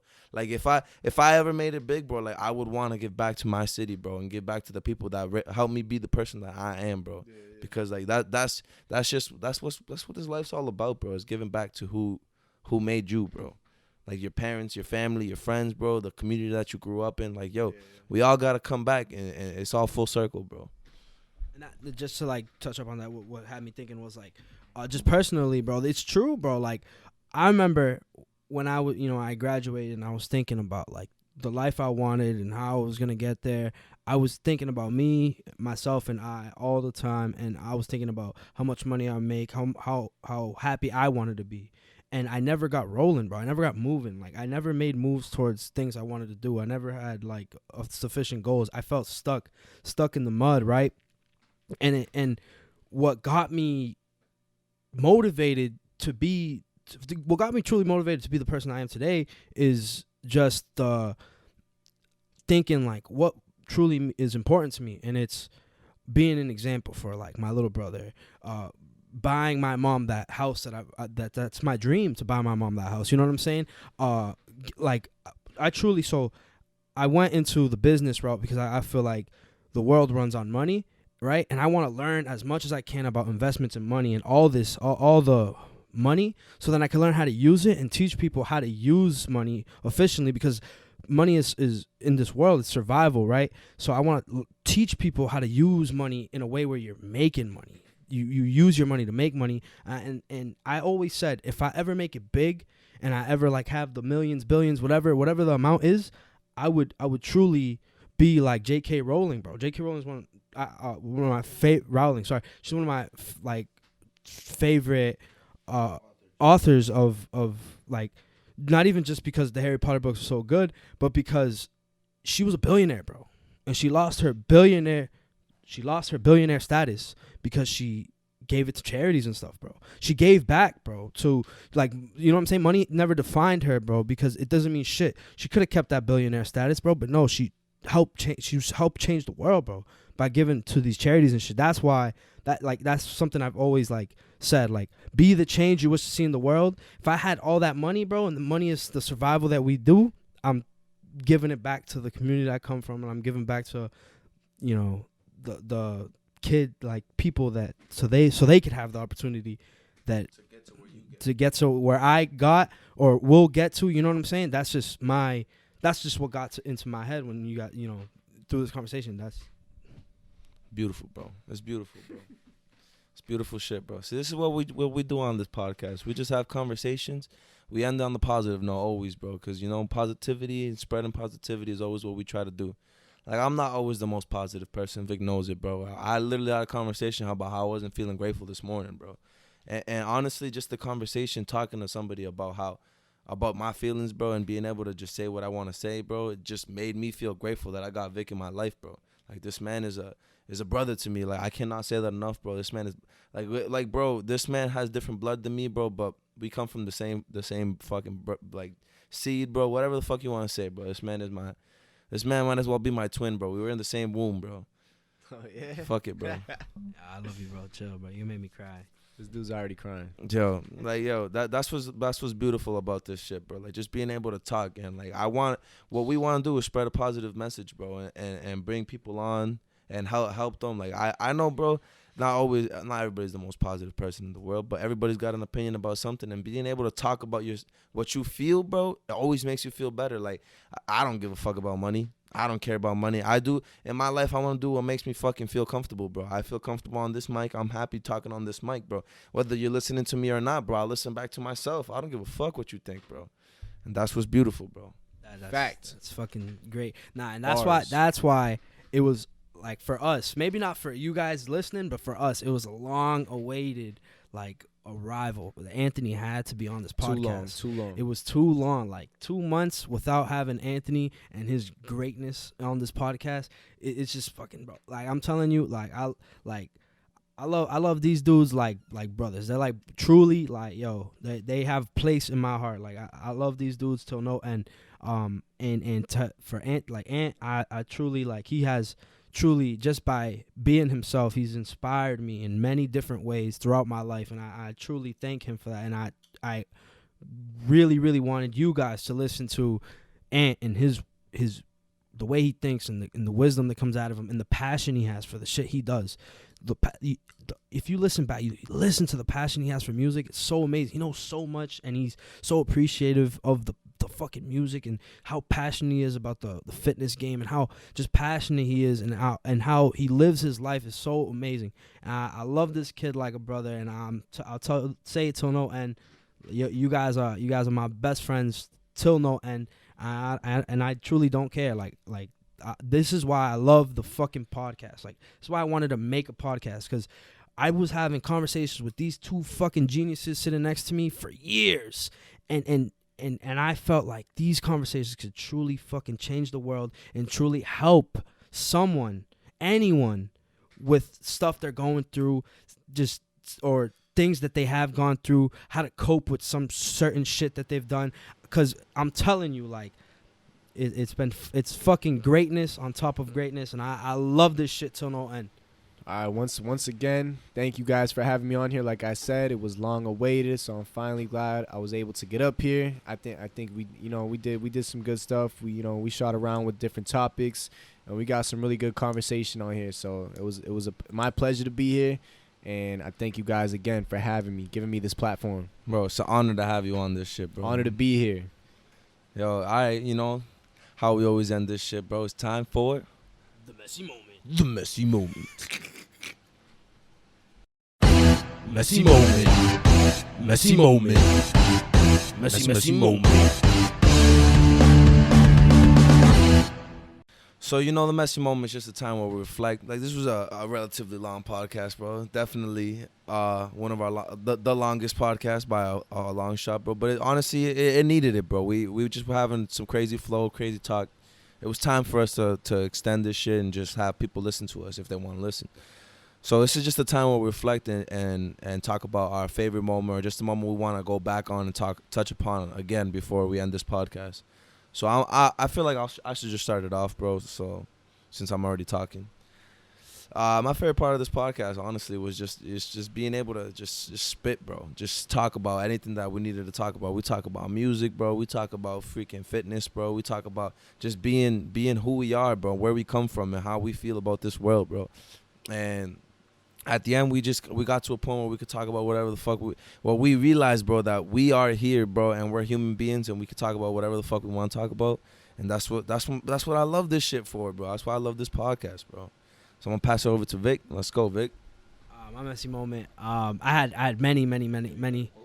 many messy moments in this podcast. So, like when thinking about this podcast and how I wanted to do it, and me and Jason wanted to do it. This was my fucking goal. My goal was to have amazing conversations that will change the fucking world and will be forever like great. Like these are conversations that we used to have in the car. These are conversations that what I'm saying. It's just I love the flow of mind. I love that Ant thinks different than I think, and Jason thinks different than me, and they both think different than each other, but we still were able to have a fucking fire ass conversation, just flow crazy, and just whatever came to the mind that we went from fitness and how great it is to fucking music to fucking society as a whole, and that's what I fucking love. I love that it's so beautifully unorganized. Like it's just so fucking amazing that we just flow, bro. That's my fucking messy moment that I see, that my vision of my dream to have my voice get put out there and maybe help people with the way I think and how positive I am. This dream, like I'm truly starting to fucking see it, and it's fucking making me feel so fucking great. So just I appreciate times fucking infinity the life I'm fucking living, because I'm truly living the fucking dream. We're going through the universe, bro. Through the fucking universe. Right, 2020. Yo, Ant, we're gonna let you. And we're gonna let you fucking spit your fucking messy moment, and we're gonna let you fucking exist. I can't speak.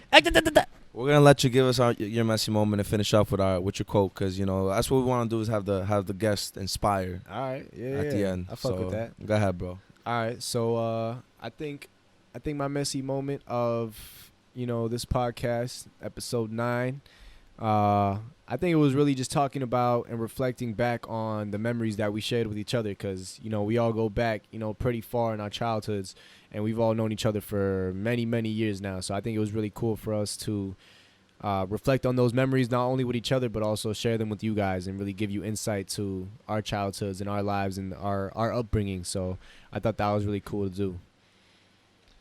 That's facts, bro. Like honestly, I guess it gives people a chance to learn about us as well as people. So as we wrap this up, man, I just want to say thank you again, Ant. You're the best, bro. I love you, brother. Thank you. And I just want to say, man, give the people, bro, some greatness, bro. Some wise words, some fucking amazing fucking inspiration to leave off the episode with, bro. All right, so let's end this on a good positive note. So if there's one thing that I want everybody listening to take away from this, I think it'll be that I just really want everybody, it might sound cliche, but to just be yourself and to do the things that you want to do in life. Do the things that make you happy. Just be true to yourself. 100%. No matter what anyone around you tells you. Ignore all the bad vibes and negative energy. Mm-hmm. Just be you, do you. Spend your time and energy and efforts doing what you want to do and what makes you happy. Period. That was fucking beautiful.